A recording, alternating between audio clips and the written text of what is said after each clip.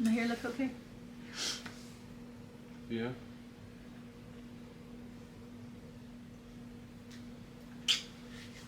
Your love, I'm gonna make you mine.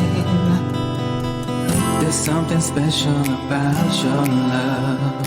I think it's one of a kind. Welcome back to another episode of On Our BS. So we three. Yeah. So this is 3 times now. Three times, yeah. Um. Dan is actually taking charge of this On Our BS because he came up with the topics. And it's actually his birthday.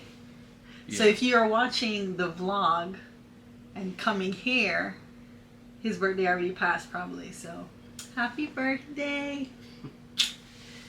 Yeah, it's a little different. I think I don't know if I'm feeling down about the birthday. Damn, what is going on this year with us? Like my birthday, I kind of felt like. But I'm okay with that. That's kind of what I wanted to make a toast with. Like, okay, so let's kind of talk about what we drinking tonight. What we drinking? This is Lisa's bottle of. Yeah, it's my bottle, but we open it up on your birthday. Moet. Okay. So this is the Moet. This is the one that I rosé. usually drink for New Year's. They actually have another rosé one. I don't know. I just went in the store and I was kind of like... What was the name of it? I don't think you ever said it on the vlog. It was Rosé Moet too, but it was just a different bottle or something. But it has to have some... What is the other one? I gotta look again, but I was like, yo, I don't know which one it is. I don't know that one. I want to go with what I know. Do the honors? I took off the foil. You do the popping honors. Right, Got so some glasses hopefully we here. don't wake him up. excite this kid anymore. Oh, he's actually sleeping now. Again, if you watch the vlog, you know that he was trying not to sleep. I think he knows his old man's birthday, so he knows. Like, yo, turn up time, bro. Ready? You really let it go? Yeah. You're supposed to hold on to it. Yeah, if you don't let it go sometimes. And these are rosé glasses, right? So these aren't champagne flutes, but They're they not, came with but they like came with the rosé, no? They came with one of those. The Christmas ones, the Christmas. No, it was actually. It was So a lot of cheers are like toasts are always like, you know, to happiness and all of that stuff, and there's nothing wrong with that. I definitely gonna want to do one of those later today when we get up. But I wrote down 2 different toasts, and one was something about like your invisible audience and like trying to be with them. And just a while ago, when I was feeling like, I was like, do I feel down? I'm not sure if I feel down. I don't know if I feel somber, or if I'm just like thinking about the birthday and what I want to be different and whatever. And I thought I'll make a toast to being unhappy. And it sounds crazy. I'm not saying I'm unhappy right now. I'm saying a toast to being unhappy, because it's okay we're always unhappy, you know? we're always trying to be happy. We're always told not to be unhappy. I have a friend who's leaving work right now because she's not happy with what she is experiencing, and I'm happy for her, seeing that place, that where we work, I like it, you know, so far. But you're happy that she realized that it wasn't good for her, for her mental health, and she wasn't happy with what was going on, and she's out of there. And of course, in nursing, there were people doing the whole like, where you gonna go? This place is better than a lot of other ERs, as if like she had to stay in bedside ER or whatever. And I was just like, yo. But if you're unhappy, know when to. So realize when you're unhappy, and sometimes you gotta be unhappy because you gotta find what's gonna make your change. It's not one of those cliche like, oh, it's gonna motivate you. But like, if you don't have also unhappiness at some point, your happiness does not. You know what I mean? Like, if you could always experience your high, you will never have a contrast, and your high just becomes like, it's just normal. So I think it's healthy sometimes to explore what you're unhappy about. It doesn't. I'm not saying stay there, be sad, be depressed, but admit when you're unhappy and be okay with that, and hopefully it'll lead to. It's safer to be unhappy and be confident in your unhappiness than wearing a mask of happiness and inside. Oh yeah. I know I'm getting a little emotional about that, but it's better to really to be real about being unhappy than to fake being happy or pretending to be happy, like she's saying, you know, because it's unhealthy and it doesn't do anything. It really is a hard thing to do. And it's the first step. And all that. What do they always say? The first step is admitting. So if you never admit that you're unhappy, then you're always going to be in that perpetual state. It's going to catch up with you at some point too. Yeah. I know too many people that I feel like they're always in this perpetual state, and like if you try to like rant to them, or you try to like not rant, you try to vent to them, they're kind of like, yo, just be happy. And I'm like, no, sometimes you have to be unhappy. Yeah, that's true. You know what I mean? Like, yo, if that roller coaster doesn't dip down, you can't really enjoy when it goes up. Okay, so cheers to being unhappy. Yeah. Strange cheers. Yo, you're allowed to toast whatever you want to toast. Yeah. So, my cheers to you is happiness. But in this state, it's okay to be unhappy. I don't want you to continue in that state, but it's always good to, you know, like, that's why I always say my birthdays are like times of reflection. So again, if you didn't watch the vlog before, my birthday was 10 days ago, and I was feeling unhappy. I'm still kind of processing some things right now, but, you know, I think this might be just uncertainty. We're watching a lot of things. I think we're both like trying to be logical about what we're doing in the housing market and all of that, but also trying not to like jump and do something beforehand, because you know what's gonna happen is you're gonna do it, and then once you make a mistake, that's when everybody come out like, why you did that? Yo, I could have told you not to do that, but I didn't say anything until you stepped in the you know what I mean? Like, so it's that battle. It could be that.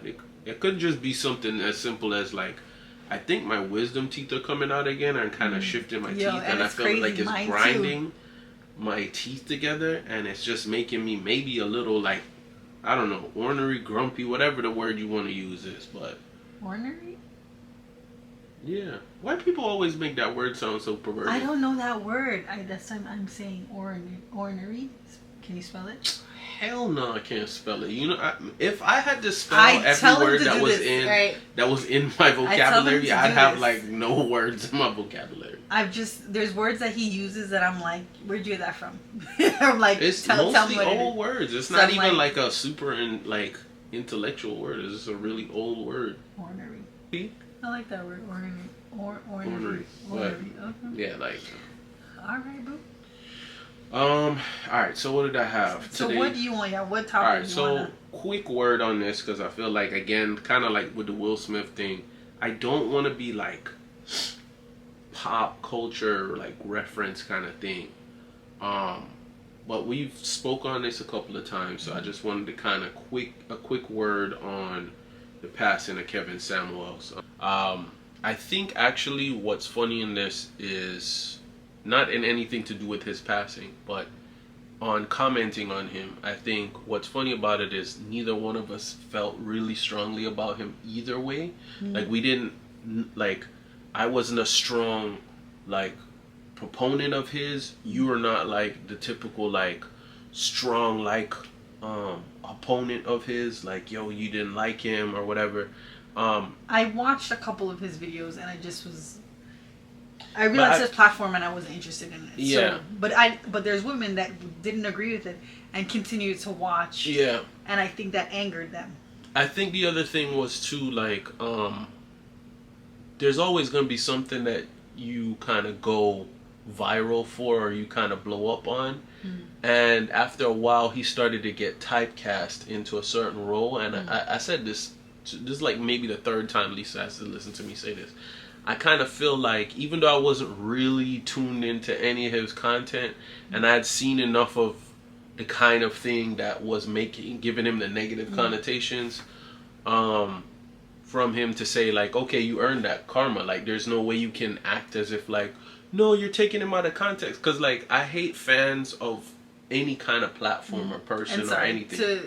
To add to that is, when he said karma, you're saying the energy of like the negativity, not you his put death. out, not his no, death. No, like, no, because that's actually somebody commented and said he received death was his karma, and I was like, I don't know if that's really a thing. That's kind of strong. Like, yeah, I don't know. Like, I mean, I don't know if he really hurt anybody's feelings strong enough to warrant dying. I can't say for sure if somebody committed suicide because of his comments or whatever. But there are some ironies I can say that, you know, it's irony. Death like, is different. You have to acknowledge the irony that here's this slim person who gave off the impression that he was very into appearance. You know, like I've seen multiple interviews of him asking a woman like, "Yo, how much do you weigh?" Blah blah blah, and the implication of that. Yeah. And then to die of a heart attack. As what we're thinking happened. Yes. It just shows like, yo, don't think just because you appear to be and then she shows like this big dessert plate. Don't think just because you have a certain appearance that you're healthy. You know what I mean? Very much so. Yeah. And there's a lot of other factors that's going to go into a whole bunch of other stuff I don't really care to get into because I don't know anything on. But what I'm commenting on is, because I don't feel strongly either way about it, I can kind of look at it from a neutral standpoint and say, maybe some people are going to say, I'm looking at it from like a very fence-sitting position. I get what the anger was about. And I also want to make people realize that, like, after a while, the algorithm, the media, all those things are going to typecast you into something. You know, like, look at the last thing we were talking about. Will Smith had how long of a career, or I don't know how many decades long career, and now the only time if you say Will Smith, like, slap is the next thing that comes up, slap. Like, no one cares about anything else that happened to him before that. If you try to Google Will Smith, you know, Google slap and Chris Rock and all of that is gonna come up. So it's like, it doesn't take much to tumble you down a certain avenue and push you and force you down a certain thing. And then worse, if that is your spot of rise, you know, that's where you actually came up, you're also tempted to double down on that kind of behavior. You might be like, okay, I'm not really into this, but this is what I'm getting. So you're saying that you think he went viral and he was like, oh, this is good, and continue down that rabbit hole of saying things that were controversial? Yeah, until I think there might have been a point where he was like, okay, this isn't exactly what I want to be doing. This isn't what I set out to be doing. And like the controversy is a lot of distraction. It's a lot of focus on me now to worry about, like, if I'm being a hypocrite, if I'm doing this, if I'm doing that, rather than taking anything that I might be saying that's true. Because people will always slaughter the messenger and not really listen to the message. I could have the truth that's going to tell you something, but if I do something that you don't like, or that's going to make you don't like me, right, it's going to be 10 times harder for you to hear that message, right? And just the other opposite, like, if you like somebody, you will sit and listen to them say the most moronic, like, nonsensical thing like, over and over, and it's like, I kind of agree, but I find whatever, and it's like, no, like, listen to the message. So I think he noticed that his message was getting lost at the end, but it might have been just too late, too little, too late to kind of turn. There were some things that I will say I understood what he was saying, but how he presented it, like the whole if you over 35, you're a leftover, right? That's one of his biggest quoted sayings, right? Or episodes. And I understand from the full interview, what he was saying is that, you know, when you're 35 and over, that dating pool starts to shrink. So when you're like, oh, I want a man that doesn't have kids, I don't want a man that's never been married, I want a man that has a college degree, and yada yada yada yada, that starts to dwindle down, because those men that you claim you want either are married, or or all those things that you wanted before you got married, someone else took them, and they now achieved all those things now. Like, that's the other problem, is like, we always end up with overcorrections, right? So like, toxic masculinity, the overcorrection to that is like toxic femininity, and like the idea that doesn't exist is dumb, because if one exists, the other one, the polar opposite, it must exist, right? So like, I think all of us that grew up in toxic masculinity, like, did our part in toxic masculinity, still doing our part in toxic masculinity. Like, if you hate toxic femininity, like, at least admit that you're part of the reason that there's so much momentum swing back the other way. You know, like, why it's so much that, like, they're overdoing it, because we were overdoing it, and it's not right. You know, two wrongs don't make a right, but it does make it even. So if we were pulling this far to the left, when it swings to the right, it's gonna swing all the way over there, and you're gonna be like, okay, you're doing too much.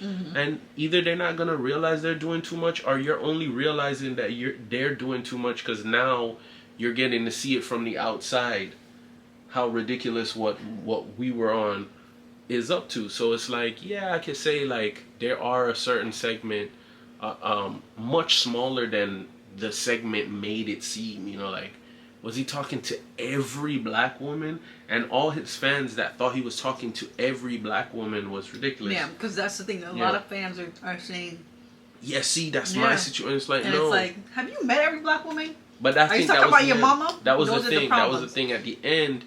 I think he was trying to get the guys to be like, okay, now you're turning me into some, like, woman hater. Like, like, reflect on yourself. There is a reason why these girls don't want you, because this and this and this. But it was, like, too late in the platform, and, like, everybody wanted him to bring our women down a notch. And I was kind of thinking of myself as, like, a black person, like, you know, as a...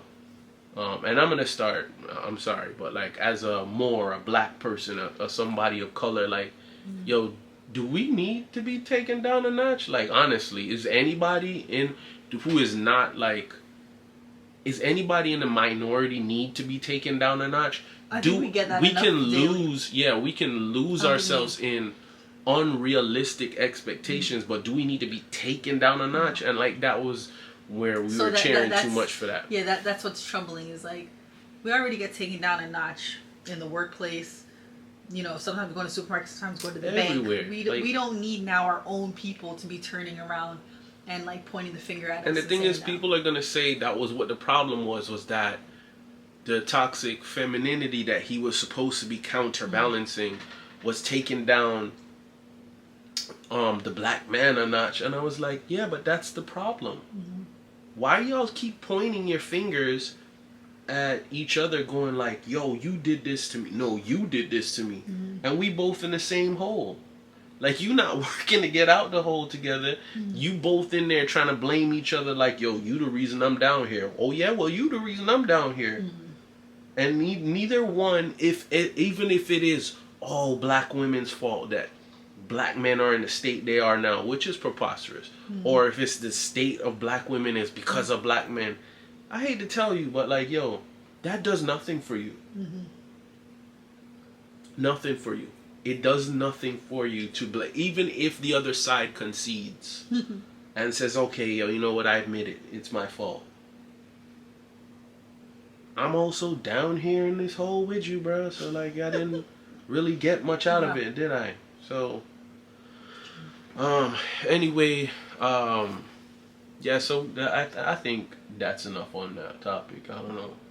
Is there something that you want to add to it? Maybe I could kind of riff off that, but I think it was, like with most people, there was a much more complicated person, but, you know, we want a character. First and foremost, we don't know Kevin Samuels the man, right?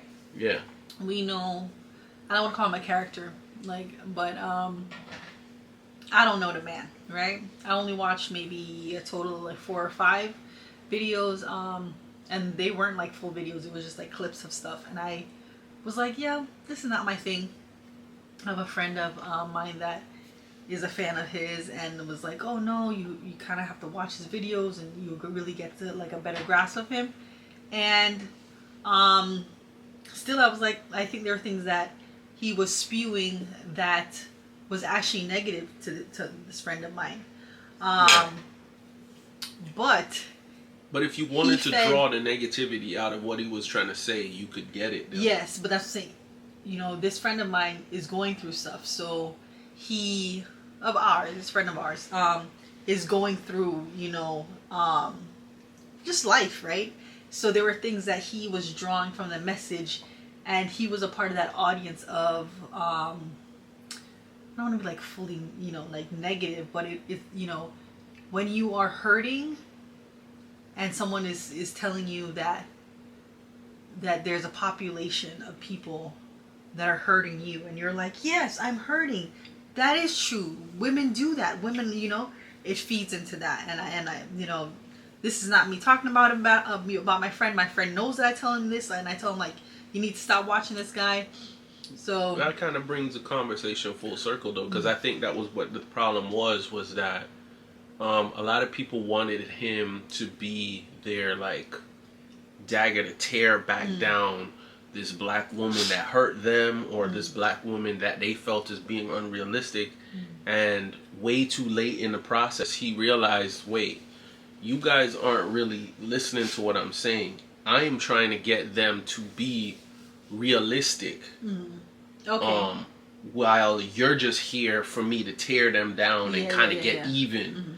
And like, that was the problem. I will agree. There were times where I felt like he is trying to say, women, be realistic, and you looking for a man that's making, you know, 6 figures and up, and you making $20,000 a year. Because I see women now on internet, on TikTok, on things, saying certain things that I feel like he was trying to allude to, and they're not saying it as brutal. But again, it's one of those things where it's like, you know, if I'm part of the group, it's a little easier for me to like critique that group.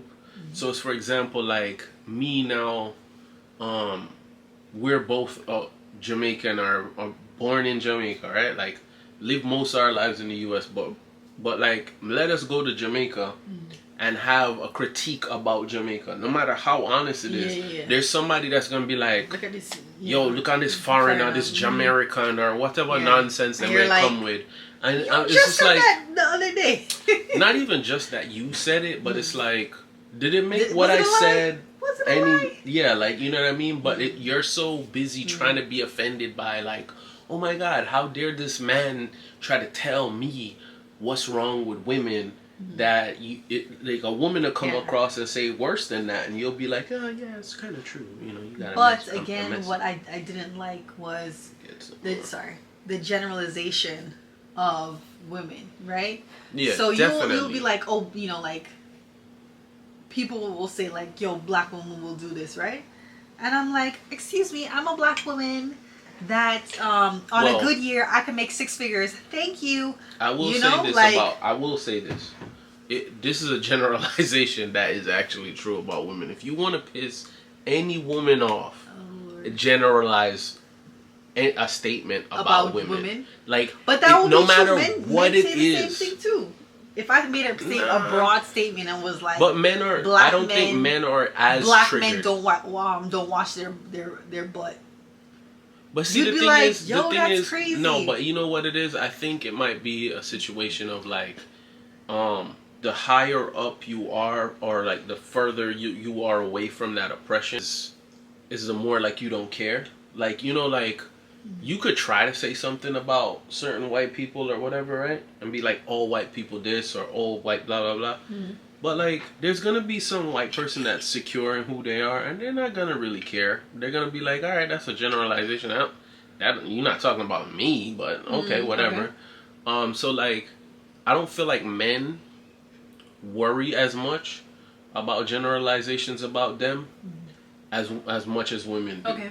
Okay. I think women are more bothered by Nobody likes to be generalized, but I'm saying it really triggers women a lot more to be generalized than men do. You know, like I hear women say the craziest thing about men, and I'll be like, all right, well, that ain't true, but like, am I gonna waste the breath and argument to be like, that's actually not true, and I'm not like that, and get vet? I'm just like, yeah, all right, yo, like, sis, you want to believe that? That's cool. Okay, you know. But like, if you want to really get on the nerves of women, is make generalizations. Now, if you say there are too many women doing this or blah blah blah, even then, it's like I still didn't say all women do this, right? So once you get into that, like all black. And I think some of his fans were getting that too. They were like, men but it's true, all black women do this. I'm not saying all men do, but a lot of men do. Bro, you date like 2 black women your whole life. Yeah. Right? Or you are like, you're in a certain area. You can't even tell me what's going on like 2 counties away from you. Right? You don't explore nothing around you. But you have your one experience, and then you have this guy saying something, and you're like, yeah, but it's true. All women are like that. And I'm like, yo, bro, like, you sound insane, what? Bro. Like, where have you been to? Newsflash, if you think it's nice somewhere else on the other side, go ask them. Prime example, men will be like, yo, I don't date black women, right? And you're like, what? And you're like, yeah, Miami girls, they be crazy, but Miami black girls are crazy. And I'm like, okay, Miami black girls, like, oh, they got attitude. And you're like, well, number one, how are you approaching these women? Are you just going to the supermarket and being like, hey, or like, hey girl, you know, like, well, you might garner some attitude. If you grabbing a woman at a club, you might garner some attitude. You might be talking truth about a certain sect, but like, of people, but there's usually the idea that like, everybody has an attitude is like everybody that's like black women have an attitude. I've heard this before, and I'm like, yo, crazy. Again, you as a person of color playing into this narrative is so stupid, because like, yo, you got to think about it, right? You know for a fact that not all generalizations about whatever group you belong to is true, right? But you're letting somebody sell you on the idea that somebody like, all right, me and you, we are both black people. But I'm not a black woman. You're not a black man, right?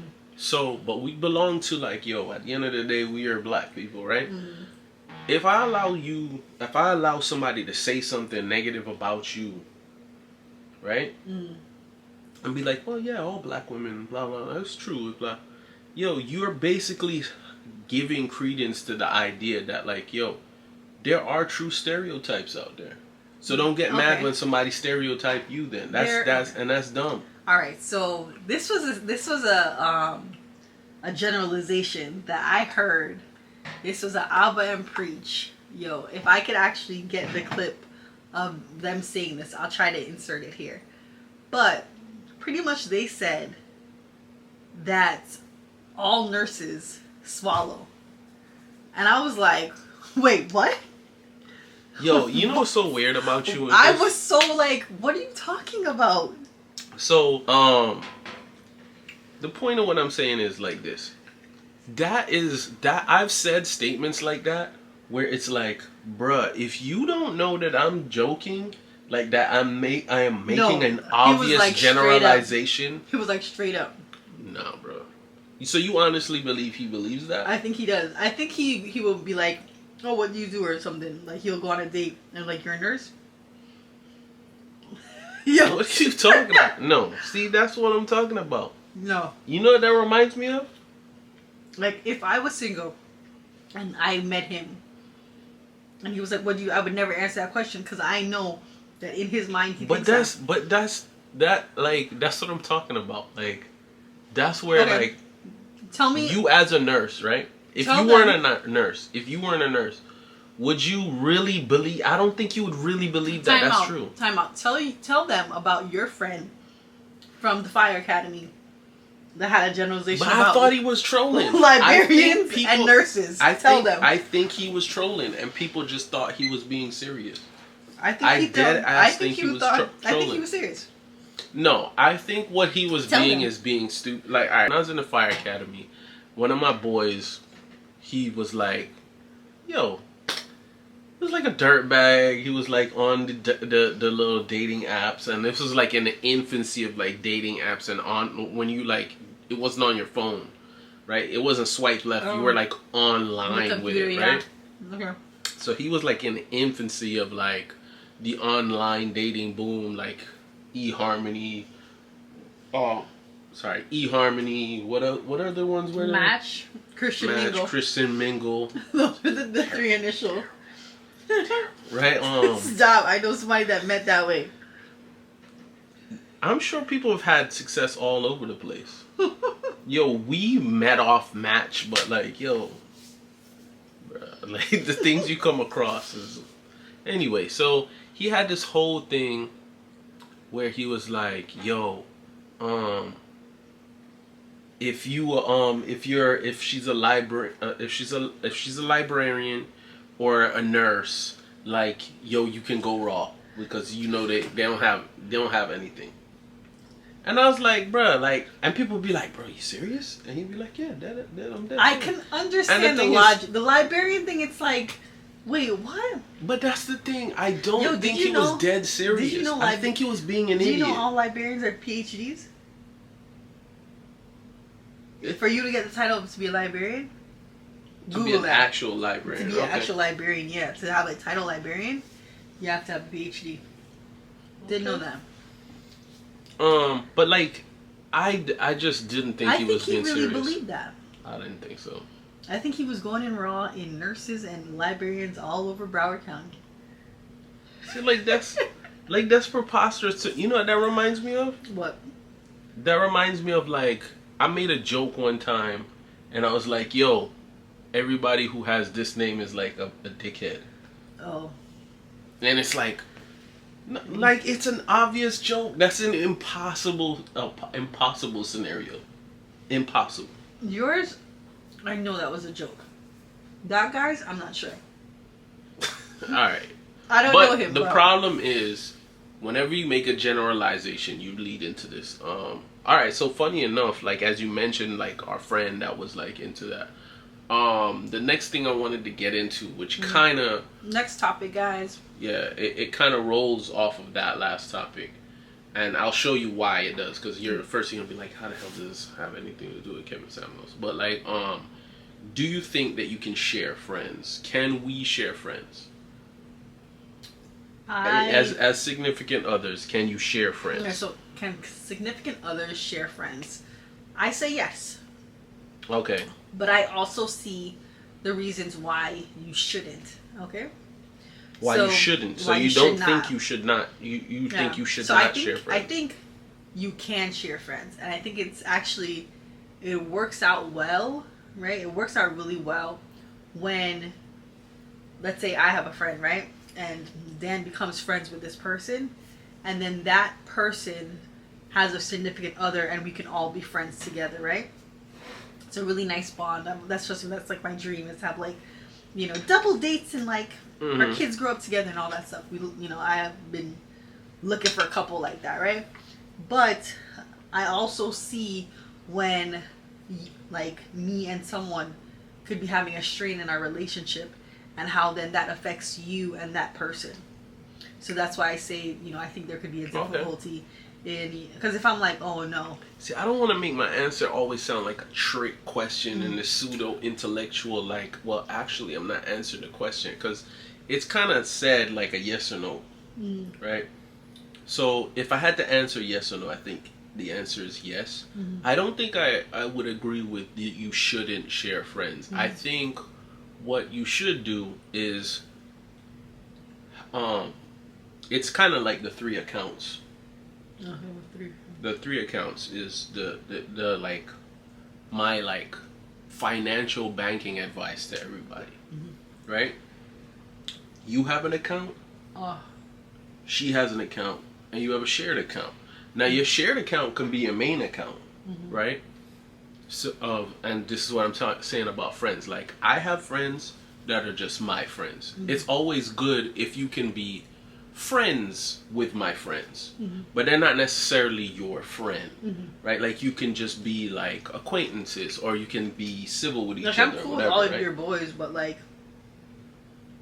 friends, I wouldn't be like, I'm not calling up like Gabe or calling up Nick and being like, hey, what you doing? Like, if we were like planning something in like secret for you, like a birthday Yeah. party, hell yeah, like I'd call them. Okay. But I'm not like calling them like, yo, Nick, Yeah, like, but which what's I think going is on? weird. Like, you know, I think it'll be weird if I was that friendly, where I'm like, yo, I'm bypassing my But we could friends. like, I could be on the phone and be like, here, you want to talk to like, you know, Dad, Yeah. or you could be like, yo, Lisa wants But to there hail you are or certain something. people that I think you could mutually be friends with. Like, genuinely, I could pick up the phone and call like some of your friends Yeah. from college, Mhm. right? And Yeah. like, it not be weird that I call that But person. are they female friends or are they male friends? That might also be the difference. Yeah. Like, let's talk about You that. know, I wanted to say Yeah. you were adding a complication to it, but like, Mm-mm. I think it is easier if you're talking about somebody that is your same sex. So like, Mm-hmm. if it's my female friend, it's much easier for you to be friends with Yeah. my female friend than like Because actually, my male friend. probably this is your one friend that I have a like relationship without you is Tia. But see, then you're You know, but- contradicting yourself though, because then you're saying that like you have, because you're not threatened by Tia at all, and like. But that's what I'm saying, it's a female. But that's what I'm saying. Yeah. Because we are the same sex, maybe that's what it is, and it's like. you No, know. I'm saying, yeah. Well, yeah. I get what Okay. you're saying. Like, yeah, because you're both Mm-hmm. females, then like, okay, then it might be easier You know, for but you. if it's like you've known, like I can't use your like your cousins and things like that. Those are like your brothers, so that's a little different. But it would more be like your female like friends that I would probably. But is that weird? Like, would that be weird? I think those are actually the best friends to share, is the friends that are your same sex, because Okay. like you're saying, I think it would be uncomfortable in most scenarios where if you're friends with someone who's the same, and like I get it, there's like, you know, there's a whole nother LGBTQ adds a whole bunch of other things into it. Mm-hmm. I'm just talking about the dynamic of like, if it's possible, like, let's just keep it simple between in our specific situation, because I'm not trying to open a can of worms. Okay. It's easier for you to be friends with my female friends and for us to genuinely share those friends, right? Just like it's easier for me to be friends with your male friends than Yeah. for me to be like shared friends with your female friends, or you be shared friends with my male friends. I'm not saying there's no one that cross over Yeah. those lines. You can be genuinely friends with someone. That's a little different. That's what I mean. Like, I think it'll be more uncomfortable watching you try to be friends with like my brethren, like whoever, somebody I kickball with, or like my, you know, like you mentioned Nick or Gabe or something. It'd be a little bit more weird if it was like, yo, you on the phone with them and blah, Yeah, blah, like blah, I'm close whatever, with whatever. them, and we could sit down like we've gone out And numerous it's not an times and insecurity. like talk to It them. really isn't. But I wouldn't like pick up the phone and be like, I might, you know, like it's Nick's birthday or something and like, you know, message, or like when Gabe was had a business, I'm like, yo, try to support, and like I made like an order for when he was doing the flan, but it wouldn't be like, let me kick up and be like, hey, how, you know, how's life going and blah blah blah. I think it's just not, like I said, it's not that I think you can. I think you can have genuine friendships It's harder. that way. It's a But, little bit more complicated. I do understand the cons when it comes to I'll give you an something easy like that. example. I remember going to, I'm trying to remember what it was. I want to say it was like my boy I want to say it was Jade and Gabe's like the baby shower or something. Yeah, they had a game where you had to guess things about them, like who this is about, right? Mm-hmm. So they had a round with Gabe, and then they had a round with Jade, right? And say on like Gabe's zone, I was able to get like 5 things or whatever, right? Out of what, 10? Out of like 16 or something, right? Jade's zone, maybe I was able to get like 8 things or whatever. And I remember making this joke, and he wasn't threatened by this at all, right? I think we too like good. I'm talking from my perspective. I think we're too good for that. But I remember saying to him, "Damn, bro, why was I able to answer more questions about Jade than you?" And like somebody else was like, "I don't know. Why don't you tell us why you can?" And like doing that whole like, and I was like, "Bro, are you serious right now? Like, okay. Like what are we talking about right now?" Yeah. Like really? But the situation is, I was like, okay, I kind of in retrospect kind of get where that's like a weird, uncomfortable thing, and it's like, yeah, I get it. You know what I mean? Like, so it's I think you can share friends, but you shouldn't. That shouldn't be your only set of friends. I think that's what it is. Okay. So let's talk about that. There's a difference between like a circle of friends. Let's talk about that. Like you're in a circle of friends, and that's the only people y'all really link up with. Because let's talk about that. Because you kind of had an experience with that, right? I had an experience where. How would that be then if you have a partner where, like, okay, we're using each other. If your only friends were my friends, right? It's that much more uncomfortable. It's the same reason. It's easy. It's an easy thing to respond to. You can't tell me that we should share a circle of friends, and then people don't understand why they say don't date in the workplace. It's too much. It's the same comparison. Okay. It's too much commingling. Then there's no getting away from each other. Is that because we're saying to ourselves the divorce preparation, like, in case we broke up? Nah. I mean, there's complications in that, but even when things are good, alright, I tell you what happened in my past relationship with this situation, right? We had a circle of friends, and actually, weirdly enough, there's a show on Netflix that was like that, where there was like this circle of college friends, and they were all a circle of friends, and the whole show was based around like the complications of them being like a circle of friends, right?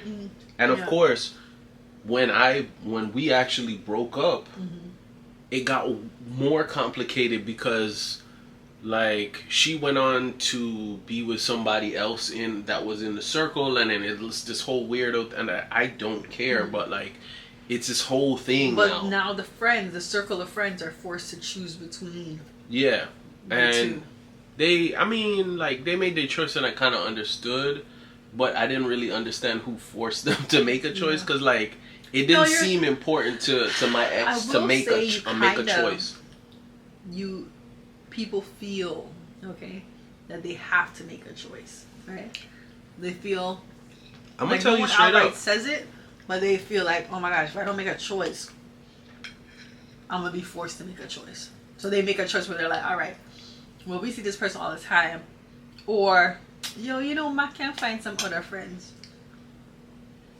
I mean, what was weird in that was like, if you knew me first, to write me off and stop talking to me was kind of weird, and then everybody felt guilty about it, and I was like, bro, I don't understand. That's the thing. Don't walk around guilty about it. I went out with you more than once, and it was like buck up with members of this circle, and it would be like they're trying to apologize, and it's like, because remember that literally they would apologize a couple of times. Kind of happened they got drunk a couple of times and apologized, and I was like, bro, what are you apologizing about? Yeah. Yo, fam, it's okay. Yeah. It's like, I don't really get what you're apologizing about. Okay, yeah. Telling you. Which is weird, because then it was like, it was a weird admittance that they did cut me off.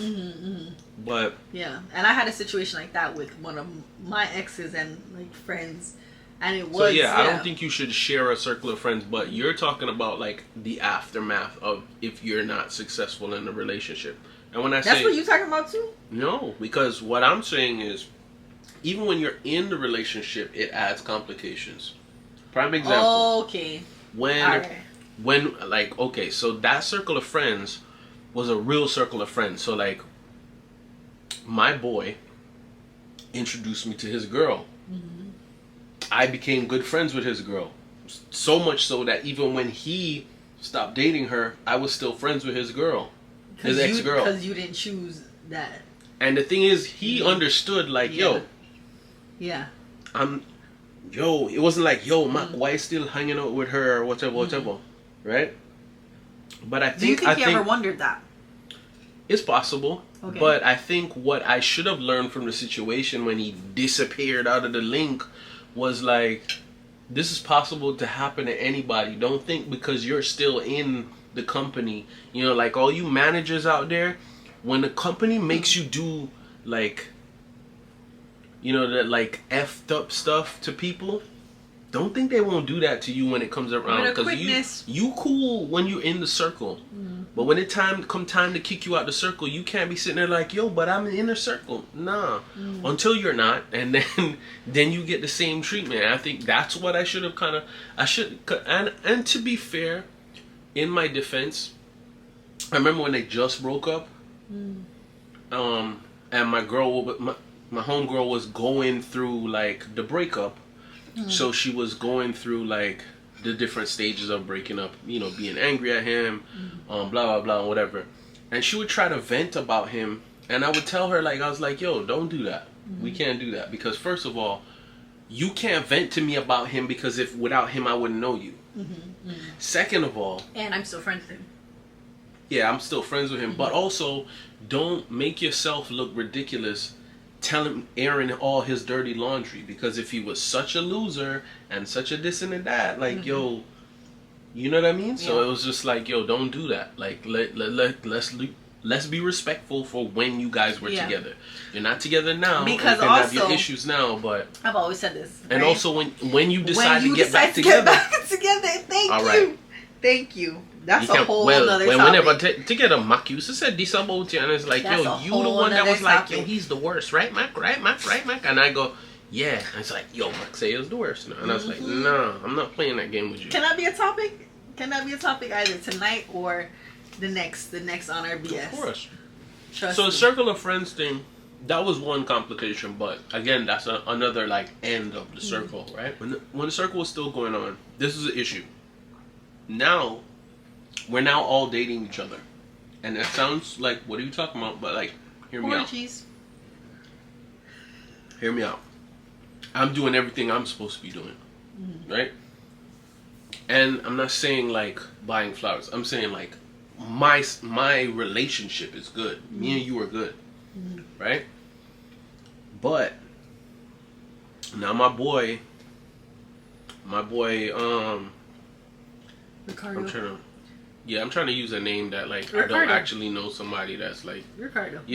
So my boy Ricardo, he go do something and they get in an argument, and we were supposed to go out tonight. Well, now everybody vexed. Everybody upset. Some people don't want to go now without that person, and it's messed up that you still want to go, right? And then it's also like, then it's like, I did everything I was supposed to do, right? I want to go chill with my girl. But now that Ricardo done messed up, my girl got to go hang out with Ricardo's girl, because Ricardo's girl is mad at him. Okay. So now I got to pay for my sins and Ricardo's sins. But is that like we 22 kind of vibe? We're like, 23 vibe, or is this like, is this a dynamic that happens when we're like in our 30s? When does it stop? I don't know. I think like that's kind of childish. Like, I don't know if that, like, I'm saying it's childish because I was doing that, but we were in our 20s, like. I agree with you, and we were in our defense, we were. But what I'm saying is, the circles that continue. But does that still happen? When does it stop? I don't know. I think you could still have a dynamic of friends even into your 30s, but I don't know if anybody that's 35 and up. But is if you gonna were be like that when you were 20, when do you hit the brakes and be like, okay, we were super close, and if he messed up, they all messed up. But now that I'm 30, we're not gonna do that. You don't. You don't stop that. I don't know. And then and actually when you get older, you start paying for other people's things. So like, what start happening is as you start to get age into like marriage and kids and all the other stuff, right? Me and you are doing our thing. We're okay. Then Ricardo go propose to his girl. Well, everybody else that's in the circle's like, and this will happen even if Ricardo was just my friend and you didn't know Ricardo, right? But worse now, you are friends with Ricardo. That proximity becomes even that much closer. Okay. Right? Because I remember when my brethren did that with him girl for like 10 years or something insane, 12 years, 14 years, something. And then he proposed on New Year's. And like my girl at the time was like again, that's in your convinced 20s. That like, oh my God, he's gonna want to ask me to marry. And I was like, yo. But that's in the 20s though. I don't know if that's happening when you in your 30s, especially your I think late you're 30s. overestimating how mature we are. I don't know. Again, that could be another topic. Let's kind of go into that real quick.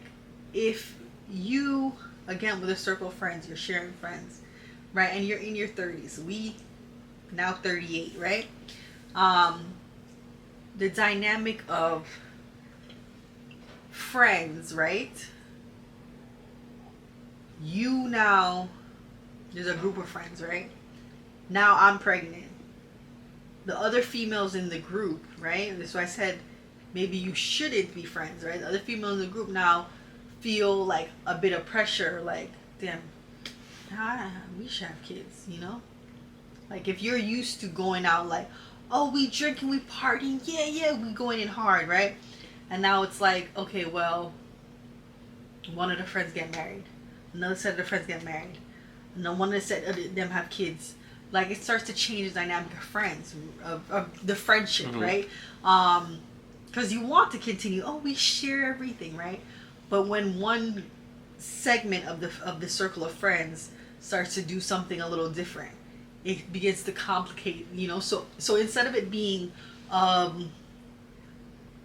circle of bonding where we do things together, it becomes a circle of like pressure, right? But that's what I said about Facebook, where it's like, oh, now you start comparing yourself to each other's like accomplishments. When did you say that?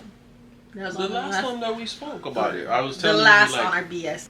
I was saying like, I'm gonna put the link. You become like your own like pressure. Right, where it's like we're only trying to put our best, like when I was saying like your narrative building, you're only trying to put your best foot forward, right? So you start to compare yourself to only your friends' accomplishments, only your friends' best things that are going on. You're not paying attention when they having an argument. You only paying attention to like, oh well, he took whoever. He took Jade on a cruise for her birthday. Why you not and you not taking into account like? So you're not making it sound very good. Should couples share friends? I told you I believe in the 3 accounts.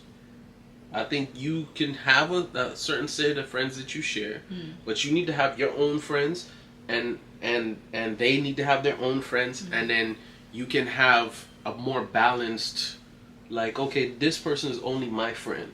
This person is only your friend, but we have a couple of friends that we can share and whatever. And even the people that are only my friend, like you can you know, laugh, talk, and be acquaintances with them. But like I think when you share friends, it's dangerous when those are the only friends you really have, because your circle of friends becomes now your circle of influence, and that's all you have. Your circle of influence. Yeah. You know, that's the only person that you're gonna come with something about. So, I think that's that. All right. So I'm gonna agree with that. So some that went up, sum that topic up, I think that is definitely true. We're gonna call that one the 3 accounts. You have your friends, I have my friends, and we have a certain set of friends. Friends that we can share. Yeah. Because it flows into the next thing. My next question, my next topic would have been, would past you love present me? Woo! Right? Okay. No. Okay. I want you to clarify that. I'm gonna ask you to clarify that, right? So again, the topic is, would the past you love present me? Yeah, because you just said, oh, that was, that's a problem like 20 year when we were 20, right? And why I'm telling you that that's probably not true is because as you grow as friends, unless you're saying when you hit 30, you're like, well, we're done being friends. This was a successful friendship, and we're kind of going to end our friendship here. We're not going to be enemies, but we're going to kind of just go our separate ways. If you're going to continue to start to try to be close, if you think that dynamic is going to end, it's not going to end. So, like, the idea is like, yo, yeah, we are more mature than we were at that time, right? But did that circle of friends even allow you to mature past what you're saying? Oh, right? Okay. Like, so it's like, That's when the I truth. say, like, That's would the past you love me, present me, and I'll answer that question, right? All right. So yeah, you go first. So I guess it depends. Like, I'm not trying to fence it or trying to whatever, but like, I guess it depends on which past me we're talking about. Well, time out, because Which I actually iteration of thought, past I think you were actually talking about. wrote it differently in your phone, because I think in your phone when you showed it to me, I think you said, would your present you love your past me? I think that's the harder question. Oh, I don't think that's harder. Okay. I don't think that's harder. I think that's easy. Let me mold That's that an one. Let easier- me mold that. That's an easy question. Would the past me love the present you? Yeah. Right? I think that's a But- harder question than, would the present me love the past you? I don't think you like. Okay, so let's do that one first. Let's do that. Let's do both of them. So the first one is, would the present me love the past you? And I don't think so. And it's the same way. So is that what you're saying? It's simple. Yeah, I think that's Okay. I think that's a no-brainer, because Okay. it's like, yo, you're also at your level of maturity at where you're at right now, and then you're trying to say, like, we'll kind of go into the dynamics of like our personalities that have blossomed over the years, right? So like me, I wasn't like a fighter. I wasn't one of them like, I'm a not give you buck type girl, but I was quicker to anger, right? And I will cuss you out in a drop of a dime if I had to, right? So like that, I've calmed down with that. So I don't, President Danielle would not have the patience for that, right? I wasn't necessarily a jealous person, but like, I had my ways of, like I wouldn't go through my man's phone or anything like that, but like I had my ways to be like, yo, I didn't have that trust. I wasn't willing to trust. I wasn't willing to let go. So there are definitely things in my past that have kind of developed. That's and why I kind think of that like question matured. is so easy to answer, So because it's like saying, like, I yo, think I read it would differently. my present self go back and date like 22-year-old Lisa? And it's like, bruh, if that's true, either you have been the level of maturity that you've been at since you're 22 right now, or like I'm immature, because like what am I seeing in you that I'm like, yeah, I still want to go out with that like girl. we go out I might and find party. you attractive or like, yo, whatever, but it's like, yo, what am I talking to you about? But like we go out We and not on the party, same but like wavelength. I used to go out. Like I literally used to go out Friday, Saturday, every single, and then that was like Jamaican parties and like Caribbean parties and like Broward. Literally Friday I was the would be only going day I and didn't go out. doing dive bars with like my white friends during Monday through Thursday. So Yeah. I was going out every night. We found like poetry night to go on Tuesdays. God, yes. Like yes. there was a summer where it was just like Yes. the lost summer, like the summer days, and it was like, yo, there was like, we was at Poetry Slam Tuesday. Wednesday we was at like That was in Broward? Yeah, we was at like Yeah, I didn't know Broward had that. I was in Miami doing the same thing. Oh my god. I I didn't didn't know know. Broward had that. I was Miami, thinking in only Miami. hype ass Miami had that.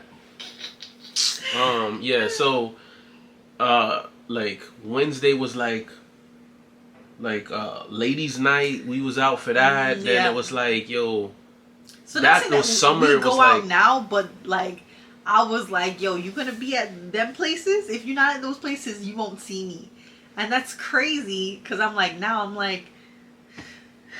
yeah, like Now, what's a harder question is, do I think what you should have asked is, do I think my present self could have impressed younger you?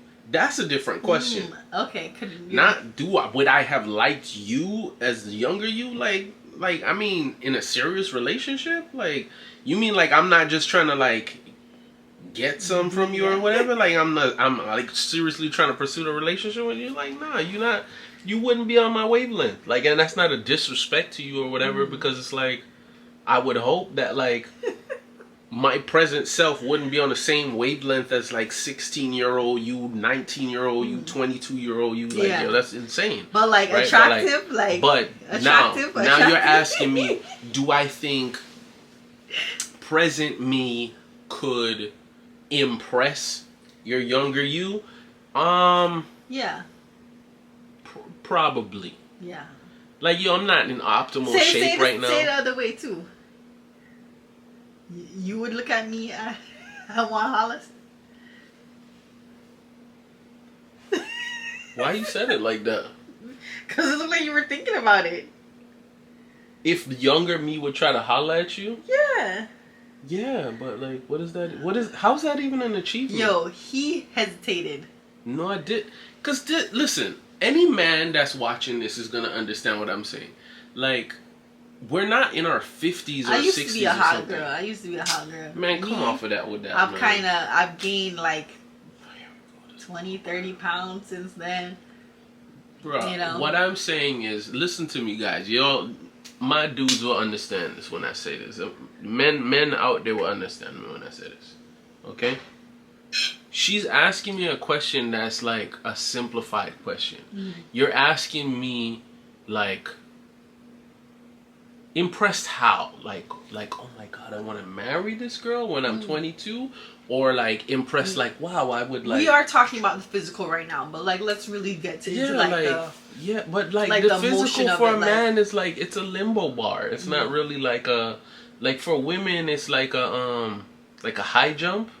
And for men, it's like a limbo bar. So it's more like, are you like... Do I find you attractive? Yes. Okay. Would 22-year-old me go to the club and meet 38-year-old you? And if you are willing to sleep with me, would I be like, nah, I ain't sleeping. Like, yeah, I would have slept with you. Like, I don't really get what's so impressive about that. That doesn't really mean anything. But that's okay. So that's not really your question. Your question was like, would your past you love present me? And I think I would, but I would also realize like I'm not there. Yeah, you're not there. So that's the thing. It's like I would like. But women tell themselves in the opposite. Like women, the generalization. Women tell themselves if they're ever in a relationship or they're in a scenario where there's a relationship and the other person is more mature than them, that they need to strive to be more mature. Yeah. Right? Or where men... They'll put on a persona of like, oh yes, I drink wine. That's what we do cheese, now. And whatever. Yeah. Women will do that. But men, on the other hand, I don't think they're being more real about it, but I just feel like men, on the other hand, are like, they know that they are not at that level. Yeah. And that I believe, I could be wrong, I believe it intimidates them and they'll retreat back. If they met a woman that was like the perfect woman. And to be honest, I've met not a lot of men, but it's an intimidation, but it's also like a wait, hold on now, you're like, I need the time machine or something, because I'll tell you what was going on, right? So 16-year-old me was at a certain level, right? Then 22-year-old me now. Remember, when I was 16, all the 16-year-olds was trying to holler at like the 22-year-old guy, and you're like, yo, what's wrong with you trying to talk to this old head dude, right? So it's not saying that when I reached 22, I was trying to date 16-year-olds. But now I've reached that point that I felt that women were looking for, right? it's an illusion, but I've reached that point now. So my problem is now when I hit 22, for me to find like a 32-year-old woman now and be like, wow, you're the perfect 32-year-old, right?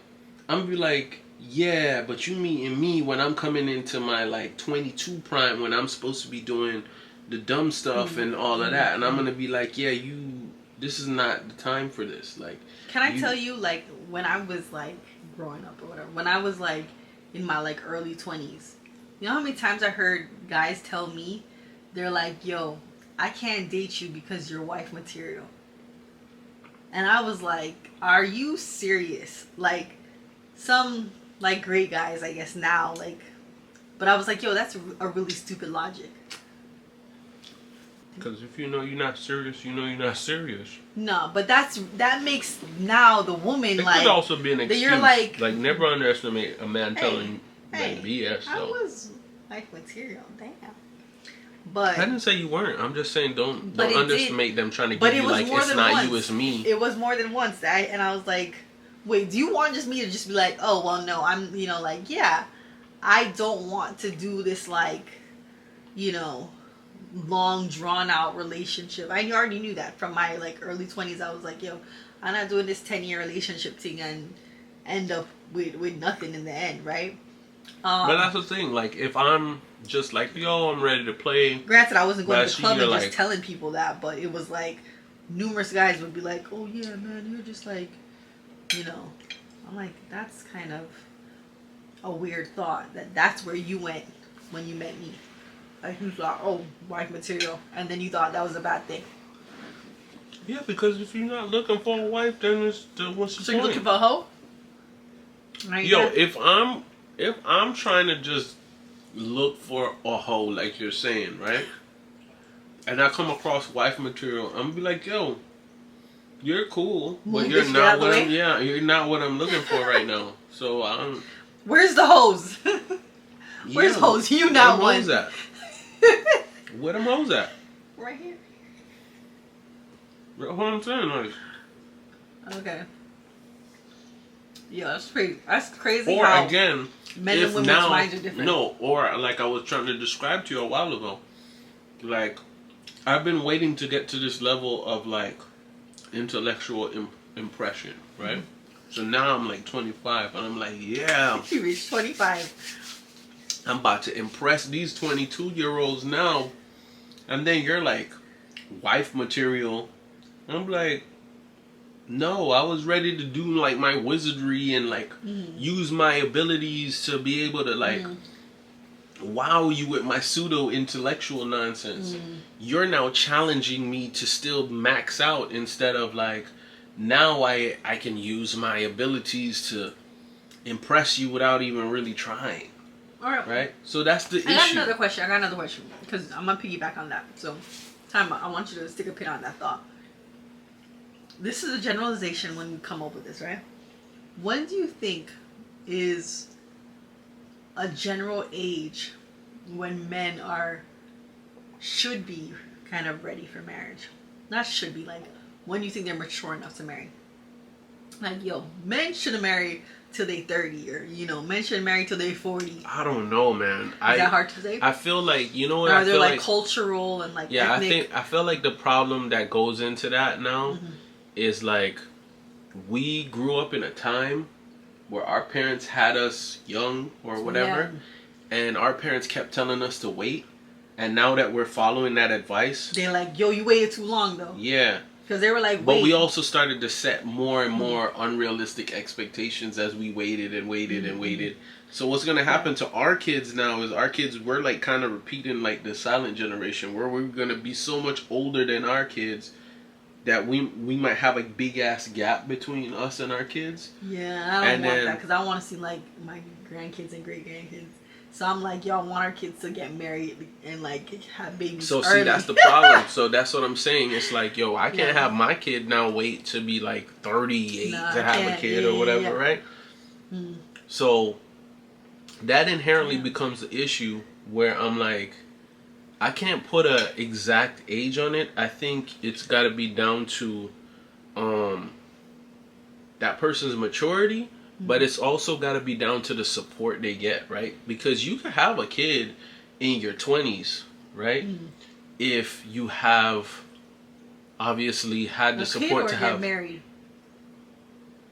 Married and have a kid. Like I'm not like the whole do it in the right order. But I say that because like you could have a kid like our parents had us young. Like my parents had us when they were like 25 or something like that. Remember Marsha's first kid? She was 26. I think she was Adam. When she had Adam, she was 26. So like, yo, there's a beauty in like you growing with your children, right? Yeah. But when it comes to like knowing yourself and life experiences, I really am like, I'm a supporter of women getting married in their like 30s.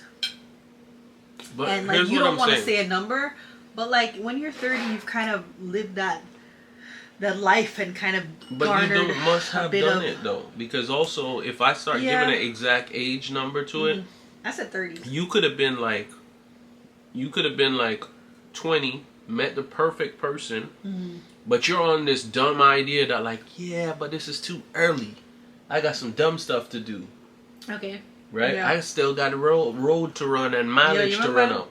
Remember I knew this girl and she was like, yo, I gotta do as much hoeing before I'm 30 because after 30 that's what that's what you just said. You just said, why were these dudes telling you like, yo, you wife material? Because they had in their head for some reason, wait. So it's like, even if they met the perfect girl, they're like, oh damn, no. You might be what I was looking for later on, but I know that this is supposed to be my stupid time. So like, you can't waste my stupid time being serious. And to be honest, it's important that you have that stupid time. It's important that you make those mistakes. It's important that you make it's those like life-changing like it out your decisions. System if you need it out your system though. Because there's some people I know people don't. That never had that out system. Like I said, I was partying Monday through Saturday. Cause Sunday I had to go to work. Yeah, but you look like an idiot doing that. You look like an idiot trying to do that in your 40s and 50s. People doing it. I know. Go look at my Facebook right now. People doing it. Bro, listen. I keep saying this. And I've used this analogy for a long time. I just don't need to do it Monday through Sunday. When I was a little kid, when I was like 4 or 5, 5, 6, something like that, I wanted the Power Wheels. I really wanted the Power Wheels really bad. But like by the time I had gotten my second, third job and I could afford the Power Wheels, like I couldn't go back at like 17, 18, 19 and go buy a Power Wheels. But it's too late for that now. But you understand it when men are buying like or renting, leasing those you're trying to buy a Power Wheels. Because they never had that. Like it's a wrap for that though. They never had that. Fine, but what I'm saying is, I'm not saying it's too late, you can't live no life. But what I'm saying is, if you're 40 and you didn't live the optimal 20s, you can't go back and make up the 20s. All right, so what you can do is now make the optimal 40s. Okay. Right? You could go live the best 40s, the 40s that not everybody's guaranteed to have. Okay, so like Dan, we talked about this before. Like, I never went to like ATI and stuff like that. They still have ATI events and stuff, or events similar to that, right? Dream, whatever. Dream Weekend, and all that thing, right? I never did that, but I would still do it now in our late 30s. But I'm not gonna be like banded up, or if I do band it up, I'm a little different. I'm like, yo, I want to do VIP. I want to do all inclusive thing. I'm probably gonna go and chill at the party for like 1 hour and then leave, because I'm just different like that. But I would like to experience it. But I do know it's going to be different than how it used to be. And I know that I am in my late 30s and experiencing it now. Okay, so I think that's the difference, is like understanding that even though you might not have experienced it, you're experiencing it now in a different stage in your life. And stop trying to be like a kid that never experienced it. But that's what I'm saying. Like, yo, if you weren't in the club when you was 20 and now you're like 40 something, like, just go do what would be the optimal 40-year-old thing to do. Like, yo, go travel and go on like the cruise and go into the nightclub or whatever. Or but like you in the club is now. Not one of my things, right? I'm not really, not saying I would never go, but it's just not one of those like top 10 places like, I want to go, right? You in the club where like there's people like trying to get in with fake IDs and you like 40, like but where they're like oh, I'm gonna go to Cairo and go like club it in Cairo, and you're like, yo, that sounds cool. So like that's what I'm kind of on right now. That's what I mean. Like, yo, go do. Like, your life is only over when it's over, right? So what I'm saying is, there's something optimal for people, as long as you're healthy. Like, yo, and health isn't easy, but to achieve. But I'm saying, if you're healthy, like, go do what is cool at your age. Don't go back and try to do something that was cool, like, you know what I mean? Like, it'd be like trying to go back to college. Like, yo, if you're like... I disagree. Like, I think you could... Like, for me, like I said, I never went to experience. I've never gone to... But you're still describing a different experience. I've never gone to a carnival. You're describing the same... A carnival outside of Miami and Broward Carnival. Right? I'm good. I don't need to go to carnival. You've gone to Jamaica Carnival. I've never been to Jamaica Carnival. When I was 8. But that's what I'm saying. You at least you experienced it. For me, I'm like, yo, send me to freaking that's totally different. Trinidad Carnival. Send me to like... No. You know, the reason I Barbados don't want Carnival. to Carnival isn't because... there's an age restriction on Carnival. I hate soca music, so like that's the reason. But you get what I'm saying? Like, I've never experienced it, but the secret is, and I'm sorry if I'm gonna offend anybody that loves soca, but like you are gonna offend. Like, Carnival is an old head thing. Like, that's for old heads. Like, when people start getting too old to party and stuff, they start getting super into Carnival, and they think that's like keeping them young. And I'm like, yo, you're just right on the lines. Yo, you offending them bag up people right now. I'm sorry, but like, yo, if you weren't always into Carnival and then you suddenly started getting into Carnival, but I'm like, yo, when did Carnival become a thing, yo?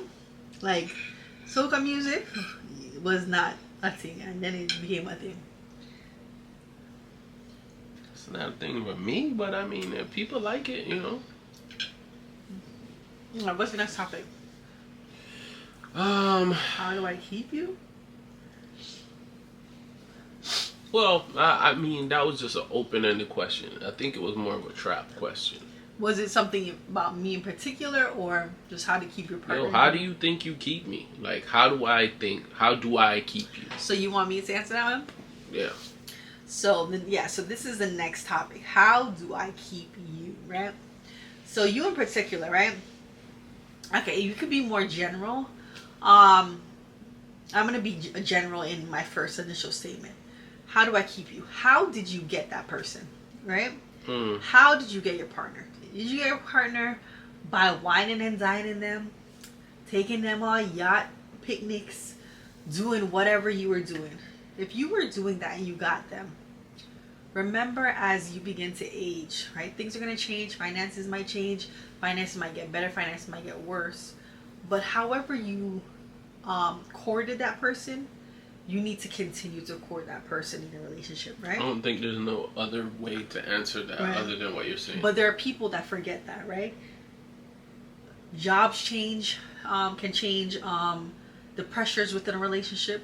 Kids can change that. Okay. But no matter what, if like for me, I do see where we're gonna diverge. For me, I remember one of the first times Dan came over, and I was like, this is like earlier on. Like initially, you were like, yo, you don't have any food in your house, and I was like, I don't know how to really cook for one person, so I end up wasting the food. And then my sister cooked, and she was like, you don't bring over leftovers because, you know, I already cooked and stuff like that. So I'd always have like a bunch of food that I ended up to throw away, and I hate food waste, right?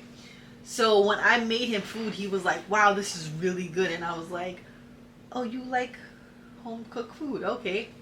And I knew I like to eat, but I actually have somebody to like eat my food. So that was a way that I expressed my love to him, was like feeding him, right? And like we spent a lot of time together. Okay. And we spent a lot of time together talking. So this is something that we continue to like, you know, I'm not the greatest at communicating like anger or emotions, but when it came to like talking about like current events and whatever, that's something that still like is consistent in our relationship, where he's like, yo, I was listening on NPR, right? Like, especially like I don't go to work as often as I used to, so like Dan will be like, yo, I was listening to NPR, or I saw this on this craziness on freaking TikTok and X, Y, and Z. We talk about that. So if you start to be like, oh, well, I talk about all those current events with your girlfriend, right? Your partner's gonna be like, damn, we could talk about that stuff. You know? Okay. So those are the things that... I think it's a semantical change I would make to what you're saying. Like a semantic... Like, I thought initially you were veering off. But, like, what I would say then is... how I keep you is...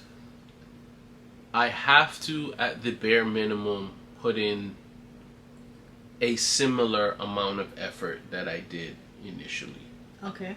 And that's how I keep you. Okay. So, like, it's not always going to be perfect, but, like, you know, like, effort is the word. Yeah, because I might have, and it might be the reverse. Like, we might have met when I was broke, and now that I'm rich or whatever, and I can make things happen easy. But if I'm not putting the effort in, like, I can throw you the biggest party on the biggest yacht on the biggest this and that.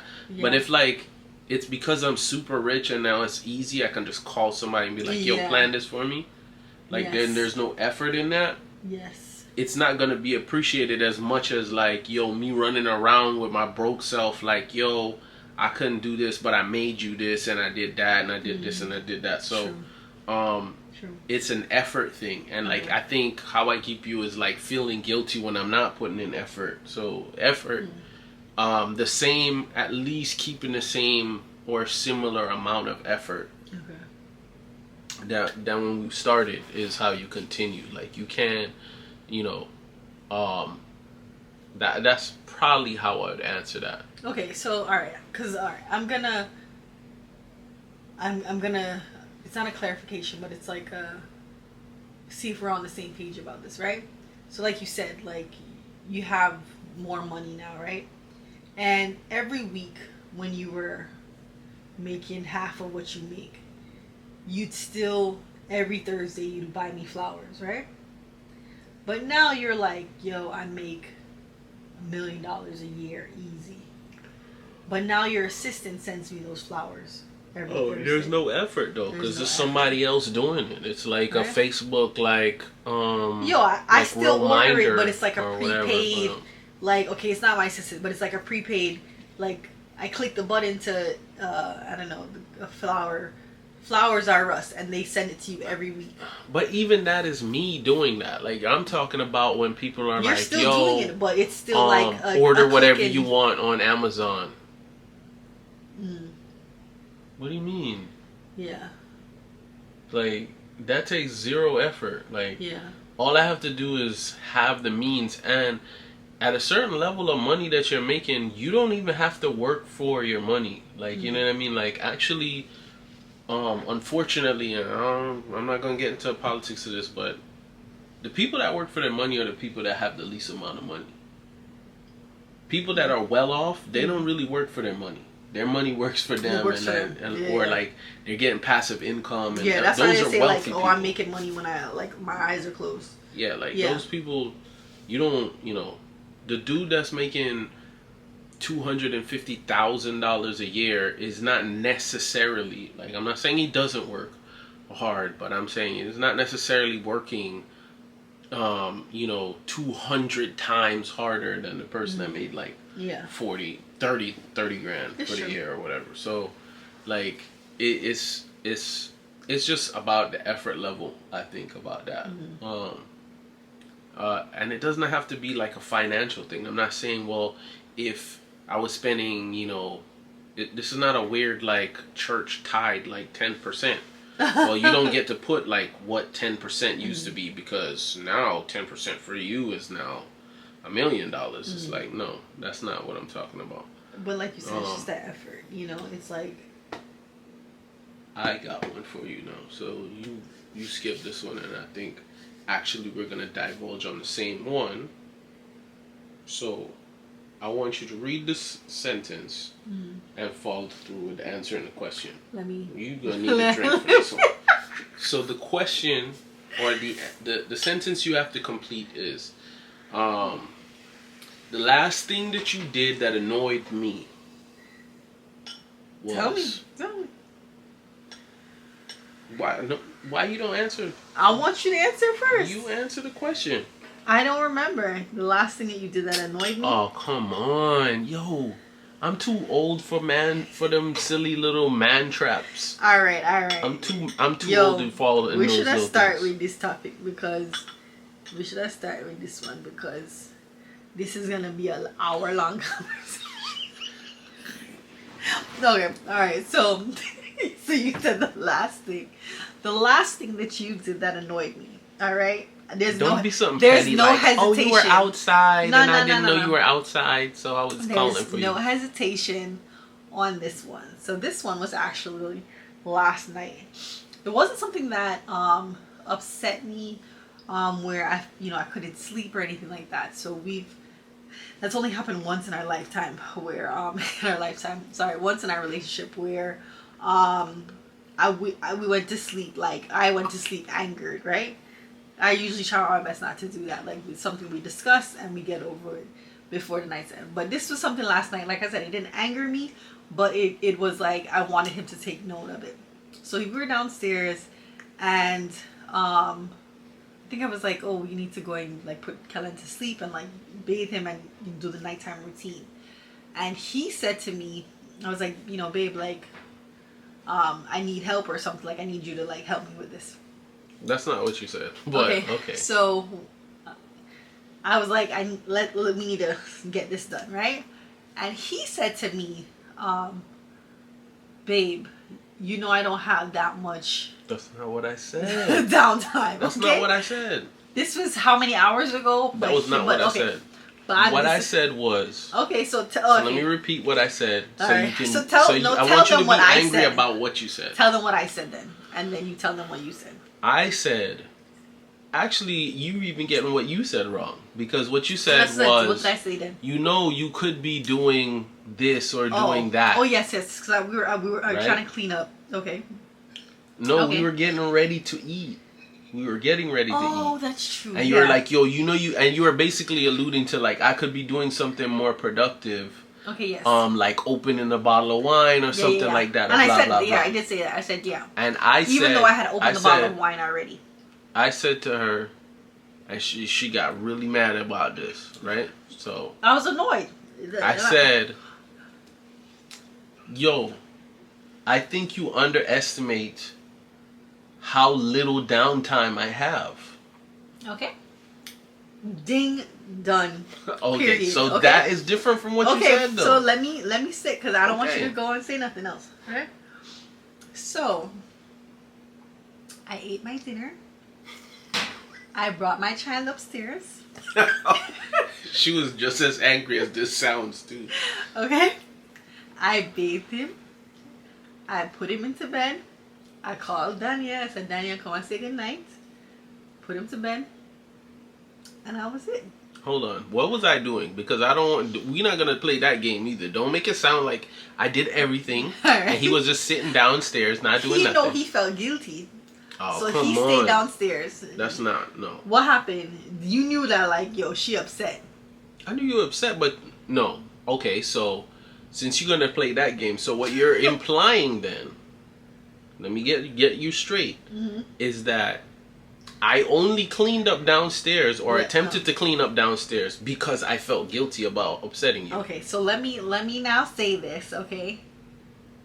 What would have normally happened if you didn't realize, like, yo, she upset, is you would have done what you were doing prior to this conversation, is you would have been on your phone, and then you would have been like, oh, shoot.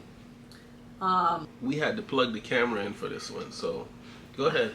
Okay. So your implication is that what you I wouldn't have done. I would normally clean up What you normally downstairs. would I'm not saying that you wouldn't have cleaned up, but what you would normally would have done is what you would have said is, I'm going to continue playing on my phone, and when I say playing, I am saying he's gonna be looking at TikToks, he's gonna be watching a YouTube video, he's gonna be doing X, Y, and Z. Stop making those spaces. Let me finish, okay? Then he would have been like, oh, she calling me to go at, or no, you would say, oh, water stopped running in the bathroom. Kellan is outside of the tub, and then you start like cleaning up downstairs, right? In the meantime, when it's the other way around, and you are doing the nighttime routine, I am downstairs clean up the kitchen, clean up the living room, And then when it's time for him to be like actually be put to bed, I am upstairs with you guys. All right. First of all, I'm not finishing my statement, right? but I just want to correct something that you're doing right now. Okay. You are faster than I am at cleaning up downstairs. I have Okay. tried my That's optimal. that's going to continue with my statement, but okay. No, because Keep saying it. Mm-hmm. no, because what you're doing now is you're using your ability to do something at a higher efficiency, as if like, yo, like there's nothing that I can do about that. I'm working on it. I can't clean up downstairs at the speed that you clean up downstairs. Okay. It doesn't work. Okay, let me continue, right? So that happened. So I was like, yo, let me tell you, okay, to all my stay-at-home mommies and stay-at-home daddies that have experienced this, right? So when you said that, right? How did you feel like, yo, and that's what I actually texted him, because I was like, yo, I'm upstairs. I'm not upset, but I don't really want to talk about it, because what's going to end up happening is I think I might end up crying. Because I feel that you actually underestimate what... Exactly. Okay. You underestimate how much downtime I have, even though I'm home, right? So I think that's the dynamic shifts is like I said, anybody that, even as a working mother, right? You might come home and have X, Y, and Z things that you do, or if you are a stay-at-home mom or stay-at-home dad, I want you to understand the dynamic of that is that just because you're home doesn't mean you have downtime, right? And you might see me on your phone and be like, yo, you doing the same damn thing? And I'm like, I might not be, right? Sometimes I'm checking the YouTube analytics for this channel, you know, and you're like, okay, or I'm doing research and stuff like that. And you might be doing the same thing and I'm not actually considering that. But just because I'm home, like I wake up, I start routine with him in the morning. And you see it because you're here sometimes in the morning. So you see, like, I'm starting the routine with him. I bring him downstairs. I get his breakfast done. I'm trying to, like, engage in his speech therapy. That speech therapy that I've kind of established with him. And I try to play with him, you know? And then it's like putting him to nap. Then he wakes up. And you think, oh, nap time. Before it was nap time, it was like, okay, it's nap time. We all gonna go to sleep. Now it's like, during his nap time, that's the only time that I really get to, like, edit sometimes. Because I have the computer in front of me and he's kicking or his show is loud and I have to be like, no, Kellan, put it down. Or I have to be engaging with him to do like a lesson with him. So, you know, you might come downstairs and you're like, oh, okay, so after that, okay, let's even go into that. So you come downstairs now, getting ready to go to work, and I'm like rushing to make dinner now and prepare your lunch or your lunch for work and stuff like that. And then it's like I talk on the phone with you and then I go back to editing and then it's nighttime routine again. So where is my downtime? So like I will tell him like, oh, I watched a show on Netflix or whatever. I'll watch a movie, and that is me on the computer editing. That is a downtime again. So I have a little bit of downtime when Kellan is sleeping, and then a little bit of downtime where half the time I'm falling asleep. And if you ask me to watch one of those movies with you, a lot of times I don't remember half of the movie because I wasn't paying attention to it. Okay? And you've experienced where I'm editing and you're like, why are you listening to that again? And it's like, because I'm so distracted. Well, you also very stubborn because I've told you to listen to the thing with your headset and not have it trying to play while his thing is playing. And how am I going to do that? The same way all us recording artists do it. You have one ear here. I'm not saying cover up your ears. And I know you have a toddler. Yes. But you cover one ear so you can hear what's really going on in there. As you experienced today, right? Imagine you editing and Kellan went upstairs. This is a fact of what happened today. Kellan ran upstairs, took off his diaper, and is playing in the bed. Yeah. Okay. Stuff's gonna happen. It is what it is. So it's like, you know, where you have a traditional work time, right? You say, okay, I'm gonna wake up, I'm gonna be in the office. I don't have that ability when you are a stay-at-home parent. It's very hard to have that ability. You have to be breaking up your work. Interject with it. Your work hours, right? Yeah. So like I said, it's nap time, and I do, like, I have the computer, I'm trying. And then there's other things of like, Lisa, can you help me with my schedule? Lisa, can you help me? You know, so there's you being the supportive spouse, being the mom, you know, to a toddler who has energy for days. And then the times where you're like, I am literally, I'm looking at the Gap just because I'm like, I want to do something different. Looking at Gap.com, looking at t-shirts for Kellan, t-shirts for my husband. You know, so it's a toll sometimes. So I want to make sure that you get your full answer in. Mm-hmm. Have you? I think I got it out.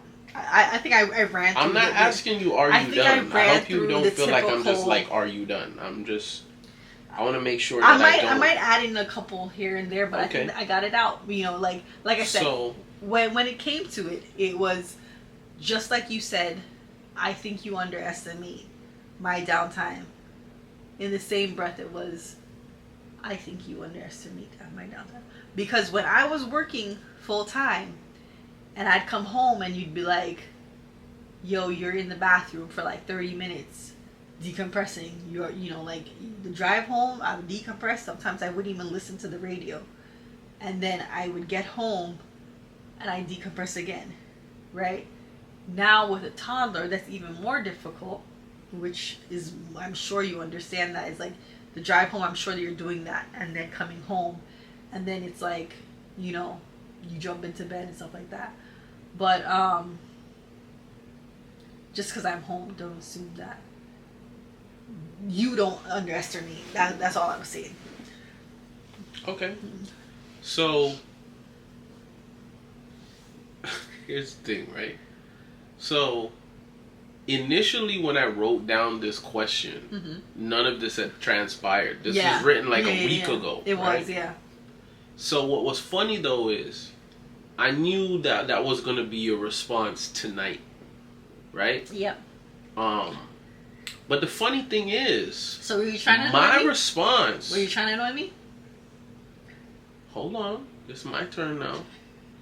My response to the answer of the last thing that you did that annoyed me is the same exact experience, the same exact scenario.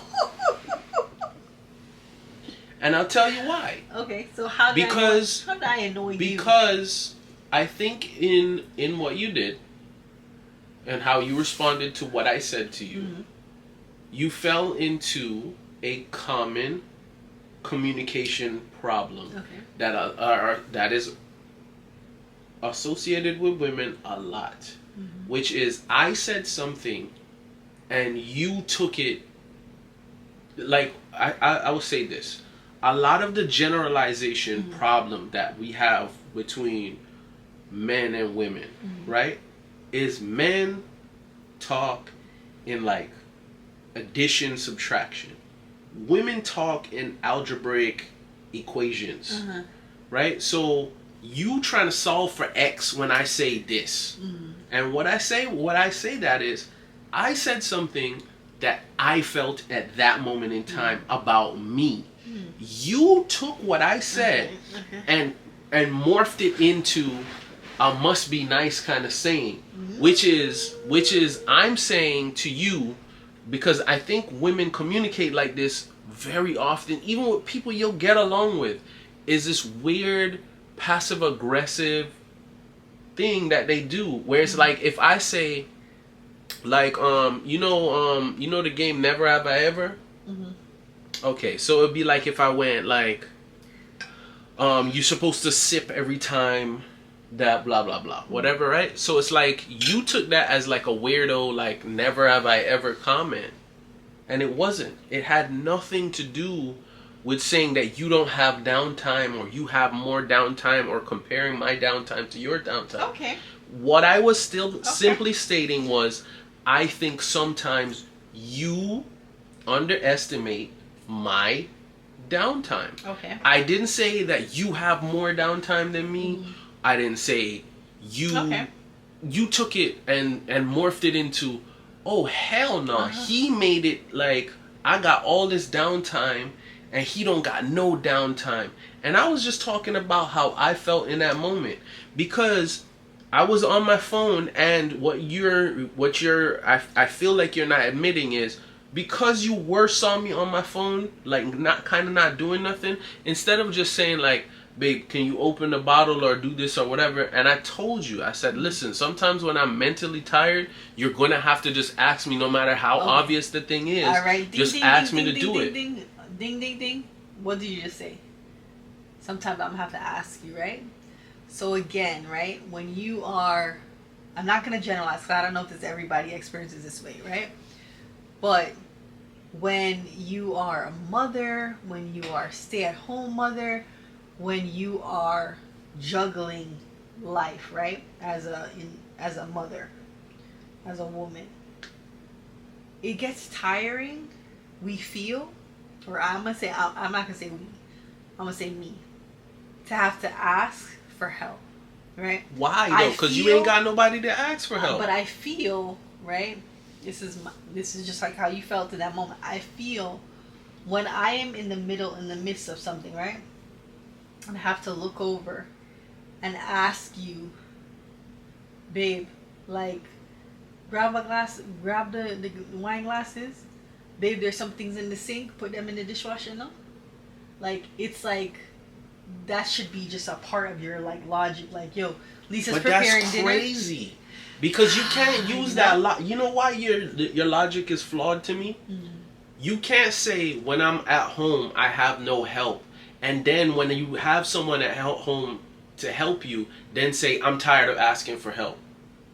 All right. Who you asking for help when no one is here then? So, you ask the random air, you ask no one. So, alright, so when you at work, right? And you running around and you're like, yo, why am I the only one working? Everybody else sitting down. Right? If they send somebody to help me, you think I'm going to sit there and be like, yo, you need to infer what I need help with. They come over there and be like, all right, what do you need help with? Okay. Yo, I need you to discharge those people, do this, that, blah, blah, blah. But the person asks, right? That's what I'm saying. Uh-huh. There's times where you sitting there and I feel like, I'm like, yo, when you gonna ask? I'm going to stop you again, because I'm going to reiterate what I said, which was, I think that you underestimate how much downtime I have. That has nothing to do with how much downtime you have. That's not an implication that you have more. That's not, I must be nice to be a stay-at-home mom and have more downtime than me. That's saying that when you see me doing that, don't assume like, yo, what's wrong with you? Get on the ball. Yo, I just came off the damn ball. So all I'm saying to you is, yo, I might need a nudge, like, yo, babe, yo, we trying to get Kellan to bed from like 10:30 or whatever. And like, there's the other men out there like, yo, bruh, you want sexy time or whatever, yes. blah, blah, blah. We need to get this rolling. Okay. So kind of help me with my motivation to do that. That's what I'm saying. Because now that I just got finished getting blasted for 36 hours of them either trying to send me home if the second that I can sit down, right? The second that I'm not sweating down my back and busting my ass in the ER, they're trying to send me home. You're about to say your boss. Right? Yeah. So if I'm not working for 12 hours straight or 11 and a half hours straight, they trying to send me home. I just got home and I'm like, damn, I'm tired. My toddler does not give a F if I'm tired. He's like, oh yes, daddy's here. He don't care. It's 7 o'clock in the morning. At 9 o'clock in the morning, when I just got home at 8:30 and bathed and then got in the shower after 3:12s at night, when he come and kick that door in, he don't care that I ain't sleep.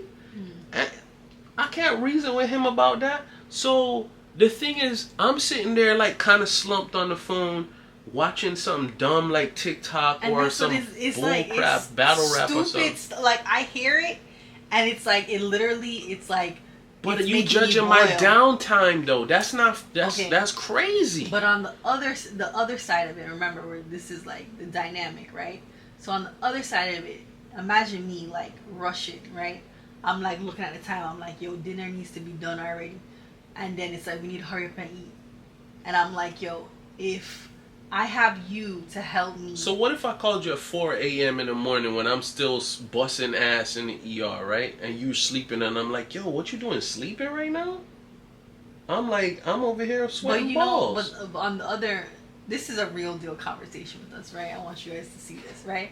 But on the other thing about that, right? When you come home, besides the fact that, like, I don't know how he does it, but he knows how to bust the door open. He busts the door open. You sleep without any interruptions, you know? I'm not calling you to help me or anything like that when you are home and, like, sleeping. So you do have uninterrupted sleep, right? Mm-hmm. When I'm here, I'm still like, is that Kellan? Well, should Kellan now bust his door open? All that I'm thinking by myself.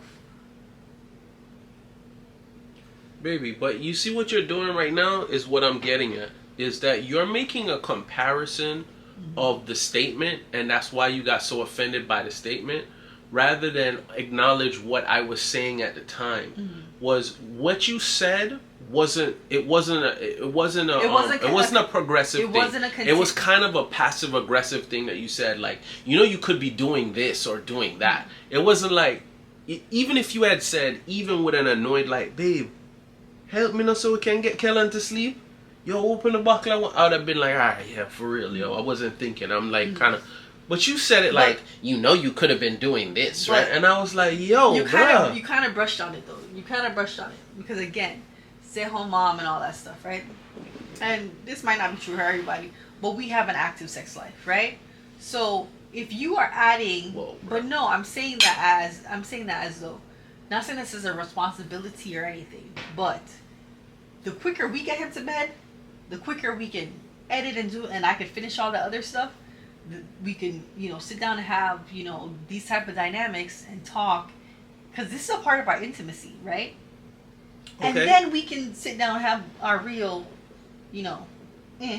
type stuff, right? But when if you don't help me with that when you are home, right? Then dishes after this, we gotta go downstairs, clean up downstairs. By the time I finish with all that, by the time I edit for, an hour or so, who have times you putting their legs in the air? You tired. Baby, but, okay. So first of all, we've already done the research on this and seen that the biggest obstacle and, like, leading, like, role that someone normally has when that ends up leading to divorce and arguments is when somebody becomes stay-at-home, right? Because I think there's an undervaluing of what that person is doing at home, and it's like, I never clock out if I'm at home, right? But again, my statement had nothing to do with a comparison to you. I understand that now. My statement was that you were saying something to me as if like, yo, why don't you get up and do something? But I want you... And you're making it seem as if I wasn't doing nothing for like the last 3 days. I wasn't just humping. I get home, I'm out of it. Like, yo, if you had said, babe, can you go upstairs and go bathe Kellan? You have never gotten a response from me like, yo, nah, I'm tired, you do that. You've never gotten a response like that. Ever. And like, yo, that sounds absolute, but like, seriously, whenever you ever ask me, you can say you can ask me for something and like, taking like a long time to do it, and then I'm like, I'll just do it myself. Which you can be impatient. I can tell you that, because sometimes you ask a question to do something, and if I don't get up and move like the second you ask me to do it, you're like, oh, don't worry, I'll do it. And I'm like, yo, damn, you just asked me to do it, bro. Like, take out the garbage. Babe, can you take out the garbage? All right, yeah, I'm going to take it out in a second. That's like, don't worry, I'll do it. And I'm like, yo, you just asked me to take out the garbage. All right, I'm going to take it out. There's other times I'll bring up one that, like, today you asked me, can you go get me something to put on because you had just come home, right? I think what happened was I was a little, like, out of it. Like I told you, like, my mouth is hurting me and I'm a little, like tomorrow's my birthday and I wasn't, like, hyped up or whatever. And, like, by the time I saw you going up the stairs, I was like, damn, she did ask me to go get her something. And, like, it was more I slipped my mind and being tired. But like I kind of messed up with that, and you didn't make a big deal out of it, so I appreciate that and whatever, right? So I'm not gonna act like I'm perfect. You asked me to do something, I always do it. Is whatever. But what I'm saying is, you've never gotten like where you asked me to do something, and I'm like, yo, for real? Like maybe the only example you could say is like it was. What was last night? I worked Wednesday into Thursday morning, right? You work Sunday, Monday, Tuesday. So Tuesday into Wednesday? Okay. So it was like Wednesday morning, and you were like, yo, call this lady from the mortgage place. Yeah. And it was like 9:30 in the morning, and I was like, now? And you're like, I guess not. And I was like, I didn't say it like, damn. Have you spoken to that person yet? So that, you know. Did I call them? You call them like 8 o'clock at night. Come on, like I get it, but okay, I could have put more effort, but so anyway, the point of what I'm saying is that's where communication can get off, because the thing is, I think you are pent up with the amount of stress that you have, but you're also now taking something that I'm saying and twisting it into something I didn't say. You solving for X in what I said, and what I said was just simply, I think you underestimate how much downtime I have. But like, that's not saying when I you got all the downtime in the world. When I text you, what did I say? I said I'm not upset, and I realized that that's not what you're saying. But what I want you to understand is I think you do the same thing. So when I was responding to you last night, you pull out the text message, pull out the receipts. That's what I was saying. I get what you were saying, but in the initial, it hurt because it was like, yo. But that's like if I said, babe, you always leave the bowl in the sink unwashed, and you're like, well, you always leave the toilet seat up, and it's like, bro, like I get what you're saying, but we're not talking about the toilet seat. We talking about the bowl right now.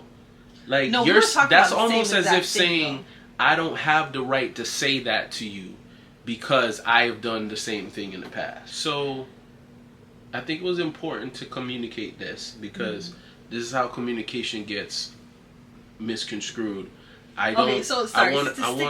Just stick a pin on. This was a live conversation. This was how we speak. And this is how you might look at this and be like, did you guys really like come to consensus or anything about this situation? This was not like a right or wrong. This wasn't an agreement. This was this wasn't a hypothetical like the other things. Like this was a real practical. This was a real practical. But I want you guys to see that this is how. I don't want to say good communication. No, but this is how we communicate. Healthy communication. But no, this is an example of healthy communication, right? Neither of us have raised our voices, and this is still something that that we're probably going to deal with, you know, because I am dealing with the responsibilities, the dynamic, the emotions of being a stay-at-home. But it's something that I am processing, right? So maybe I am oversensitive to what is going on when he, you know, with how he, I think, where I think he views me being a stay-at-home mom. But again, it's like, this is going to be a continuous conversation, but I wanted you to see. I just want to make sure that we do this for the future, because I don't want you to be able to say to me, like, babe, I think you underestimate like how tired I am.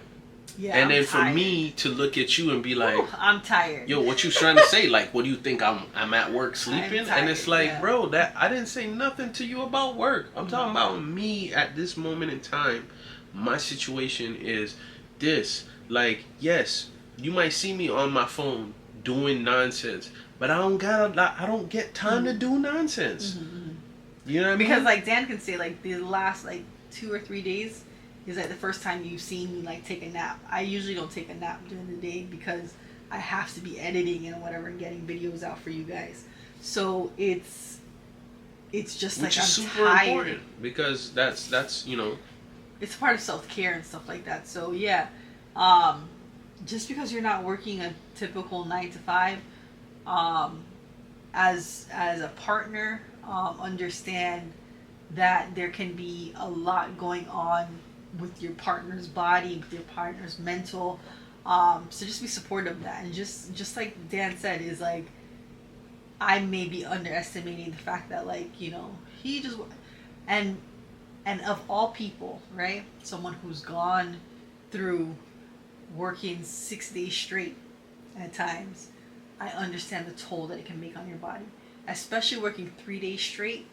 Okay, people might be like, you don't want your only time to be a rest to be when you were knocked out, drooling, passed out. Like, you want some of your downtime to be like, oh my God, I don't want to hear boom, boom, boom, ding, ding, ding, ding, ding, ding. When you close your eyes, do you hear that? I don't. I don't have that issue. I used to have that hard body. But I did say to my to one of my coworkers, right? I was saying, yo, there's a YouTube video with somebody has those sounds. So and it has to sleep that way? Millions of views on it, and I'm like, how? That's sick, bro. That's really weird. That, you know, but there's a sadness in that though. Because in our break room, we still hear that, and like somebody was saying, why do they have that in the break rooms? Bro, somebody was saying one of my girls was saying it in, and she was like, well, you know, if we were talking about like, and it was something about like, you know, finding peace or whatever. It's like, why do we need to be able to hear that noise in the break room? You're on a break. For what? I'm on my break. Okay. If it's like a code, the pink code or is something, different. and like everybody has to go. But there's no reason that there's an actual dinging the call light bell thing. You never feel at ease when you're trying to eat and take your trying to use a bathroom. Your non-paid trying to sit break. Down. Like, it's crazy. For like that little half an hour that I have, and all I'm listening to is bong, bong, bong, bong, bong, and it's like, bruh. Yo, there used to be one at That's why you need to walk outside. On your break, go outside. Go outside the damn building. You know, I watched a TikTok that was about that, and this woman was saying that. You didn't say that, wasn't you, right? This woman was saying, no, you didn't say that to me. This is can't remember her name, but she has a new show on PBS. I was showing you her. I'll try to put the link in below. But she was saying, she's like, yo, you're not getting paid for this. Take your break outside. Go outside, because she's like, sometimes you go to work at night and you leave in work at night, right? So make sure you get your little bit of sun outside, get your vitamin D, and just like refresh. It's a little bit more dangerous for us, like night crew, to be like, yo, go outside. But sometimes, like, yo, even if it's just to stand out in front of the ER. Yeah, like, you know, our stand out. We have the that like outside courtyard thing or whatever. The atrium thing. Hopefully it's not locked at night. I've never been in there. I've never been out there yet. I don't know. I'm not sure. I passed it, and it's so dark outside I can't really see. But yeah, like, get off your floor then. At least get off your floor, because it's not important. It's not healthy. I definitely agree with that. That's definitely true. You know, that's why you give a report to somebody to cover your shift. Like, yo, if you need me, call me on the phone. And then even that, try not to call me on the phone. But like, yo, get away and get a little mind, get your mind away from that. So I think it's just healthy that you don't, you shouldn't have to marry another nurse to be able to say like, okay, I don't know what you're going through right this second in time, but I do appreciate like, knowing that, like, and I think you appreciate that like, yo, I've been through that. But I do want to say that thank you for communicating that to me. At the time, I wasn't really receptive to what you were saying, but thank you for saying like, yo, I think you underestimate that, because I never want to underestimate any aspect of your life. I just don't want you to be drowning in your own situation so much that you get blind to my situation, and vice versa. I don't want to come home and be like, yo, I just worked 4 days, yo, I'm not trying to hear Kellan did this and Kellan did that, because like I'm tired. Like, I might need you to nudge me and be like, babe, can you go bathe him? And I might be like, all right, yeah, let me go bathe him or whatever.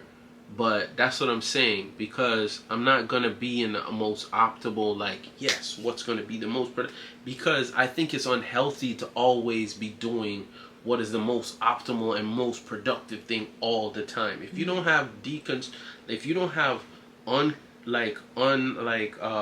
unscheduled or like unconstructive time I don't think you give your brain enough time, and it can't just be sleep. Sleep can't be the only time that you're not doing something that's like productive. So like when we first met, right? Dan used to go on World Star, and he literally like he would wake up, we would talk for a little bit, and then he'd go on World Star, and I'm like, yo, why do you go on World Star? And he's like, yo, they just got some like ratchet ass like crap on there, like and I'm like, yo, you will spend like time and like killing brain cells, right? And you're like, no, I don't think so. But that was his little like, yo, crazy things that make him laugh.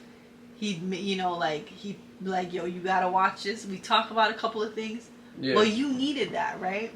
Just like, yo, there's some like, I think you watch some of these videos and I'm like, this person is analyzing this battle rap, and I'm like, yo, I think you're either just like saying foolishness or you're over analyzing something. But it's important because like But he enjoys that. But I can also do like, we could play a dangerous game where I could say, well, why are you always cooking when I wake up? Like, yo, if you were more productive, you could have cooked at 3 o'clock and be down, blah, blah, blah, and then blah, blah. And it's like, it's dangerous to do that. Like, yo, just because I catch you watching like a YouTube video while you editing, like, yes, you could, you know, we overestimate how well we multitask as human beings, right? But like, yo, if I don't give you some time, like, you know, to be able to like, kind of like. But this is the thing, when you're in a bad place, right, mentally, emotionally, you know, you can see someone doing the same thing you're doing, and you're like, yo, what the hell are you? Every time I come, I come upstairs, you got your phone in front of you, you playing Sudoku or whatever, and I'm like, yo, what is going on, right? Yeah. And then the other person could come downstairs and be like, yo, every time you claim you editing, and I see you watching Tim Tracker. Yeah. You watching Netflix, and so it's like, be able to understand, right? Like, you could always be catching people at different places. And but even if they are like, doing that, in let management, them do that. Like, yo, you can't catch your worker like not working for like 1 second and be like, oh my God, you just over here chilling. It's like, no, I was probably over here. What could have more than likely been happening is I could have been over here busting my ass, discharging 4 or 5 patients, doing all kinds of stuff, and finally everybody's gone, and like literally I have a second to breathe right now. Allow me to sit down, bro. Don't come and, yo, can you go help this person? You could go out into the. You know, the other thing to note. The other thing to note right now, right, is in relationships, right. What could also end up happening is like, yo, I hear Lisa coming, right? Rush to go and like pretend you're doing something, right? Those are the things that starts to like wear on relationships little by little by little by little, because now you're faking it to please the other person, right? But that's, instead of just communicating like, yo, I'm tired, I don't want to do anything. When I was never a stay-at-home dad, right? But like, take it back to when like I was just going to school full time, right? And you would come home, and then you might see me like playing Xbox or something, right? Like, the thing is, the moment in time that you would come home and catch me doing that specific thing at that particular time, that didn't mean that like at 7 o'clock I wasn't like prepping food, cooking, doing all this. And now you caught me on the moment that you like a good neighbor, State Farm is there. Like, yo, you come around the corner, like you just finished doing all kinds of, out in all kind of fires. Your manager want to walk around the corner the second you sit down and open your phone and watch some video. And you're like, bruh, where were you when I was over here trying to turn this person, calm this person down so that they not getting mad, asking for the doctor who you don't know where the hell the doctor is or whatever. And I'm just using nursing as an example, but it's the same thing. I can't come through the door at 9:30 in the morning or 8:30 in the morning or whatever it is, or I can't wake up from sleeping from like 1 o'clock or whatever, and come downstairs and watch you watching like somebody's vlog or whatever. The reason I kind of get on you about that now is because I'm like, yo, they watching you? Make sure you're not getting like free views. Like, but that's make sure what you said. I'm commenting. That's different. That's what I'm saying. But like, I can't get on you and be like, bruh, what have you been doing this whole time? You've been watching the Mitchells this whole time? Like, that's disrespectful, because it's like, yo, bro, when I was sleeping, I don't know what you was doing. You could have been seasoning up everything downstairs, did 4 things of laundry. Kellan could have took his diaper off and wiped across the carpet, and you just finished tearing, sponging out that whole thing, and now you're sitting down for a second, open up the thing, and 10 minutes into watching the Mitchells, here I come down the stairs like, bruh, what you been doing this whole time? So that's where I'm like, yo, like, don't, like, yo, I just finished listening to boom, boom, boom, and oh my God, where's the doctor? I need to talk to the charge nurse, and all this crap. So I come home and it's like, yo, if I'm not sleeping, yeah, I want to hear like some nonsense video or whatever, or some downtime, something that's not constructive.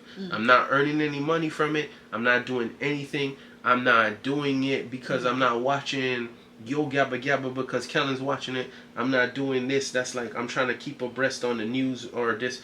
I'm doing some nonsense that won't enhance anybody's life, including my own, just because it's just an escape from decompress. So it's like, that's what I was saying. That was all I was saying. I'm gonna wrap it up. But I wanted to know what you just said a while ago, where you said the escape, right? And again, what this is gonna be. I'm gonna leave that for another conversation. But what I'm gonna add to that is, remember that your escapes should be healthy, right? Because your escapes can be, alcohol or some type of substance. It could be another person. Or even if they're healthy. It could be... Even if they're healthy escapes. If they're excessive... Oh, okay. Because I could be working out, but if I'm excessively working out, or if I'm excessively like, oh, I'm trading stocks, so I'm making money. Yeah, but if you're excessively doing it... and doing it, it's not like a part of the relationship, that's something that it could be a distraction. So I'm going to leave that. I'm going to remember to add that for our next on our BS, is that like, make sure your escapes are healthy, work well for the dynamic of the relationship. Yeah. So as you can see, Dan is yawning. So I hope you enjoyed these taco conversations. I hope you guys appreciate me putting it out on the line there, because there's not a lot of people that's gonna set up an argument. And asking. What's the last thing that I did that annoyed you? But it was important to have that conversation in front of you guys. That actually might be something that we do more often. That we kind of like might end the segment where, like, when was the last time? What was the last thing that as you did that annoyed you? But no, you don't want to. I'm not always gonna step into that trap. You crazy? But yeah, that was a good one. Like I said, I appreciate you sharing that. Because that was a thing, but because what you were saying, you were just saying it, and you weren't trying to say, well, you don't, you weren't bringing it wasn't a contingency on like something that I was doing. It's just, this is how I feel at this moment. You should remember that. So listen to what your partner's saying, and remember, what your partner's saying is not negating how you're feeling and what you're going through. It's just what they're saying. Yeah, sometimes your partner is just telling you what they feel. At that moment in time. Don't always internalize that as a comparison to yourself. But at the same time, be cognizant if you're the one expressing what you feel like. There's a right moment to express that. And maybe in retrospect, I also might have picked not the most optimal time to express how I felt at that time. So, cheers to living and surviving another day. We did finish this. I hope you finish your bottle of wine or rosé or champizzle. Comment below if you opened up a bottle of anything. Just comment what you were drinking. If you open up a box, a bottle, can, whatever it was. I hope you enjoyed these conversations that we have. Please tune in for the next episode of On Our BS. We are posting, with give or take, episodes of On Our BS. We post pretty much sometimes every day. So I'm gonna kind of try to keep the clips of it, so you don't always have to watch the whole thing all at once. But if you do and you enjoy doing it that way, then go ahead. But again, happy birthday to you. Happy birthday. Oh, here she goes. Do it. What? Do it. Happy birthday to you. No, not the happy birthday. Do the thing you want to do. What thing? Yo, I'm cheering you. I'm cheering you. Look. Happy birthday to you. May God continue to bless you. I appreciate that. May we continue to grow in love each and every day. I love you more than I loved you on December 2nd, 2013. Go ahead, do the thing. All right. Peace.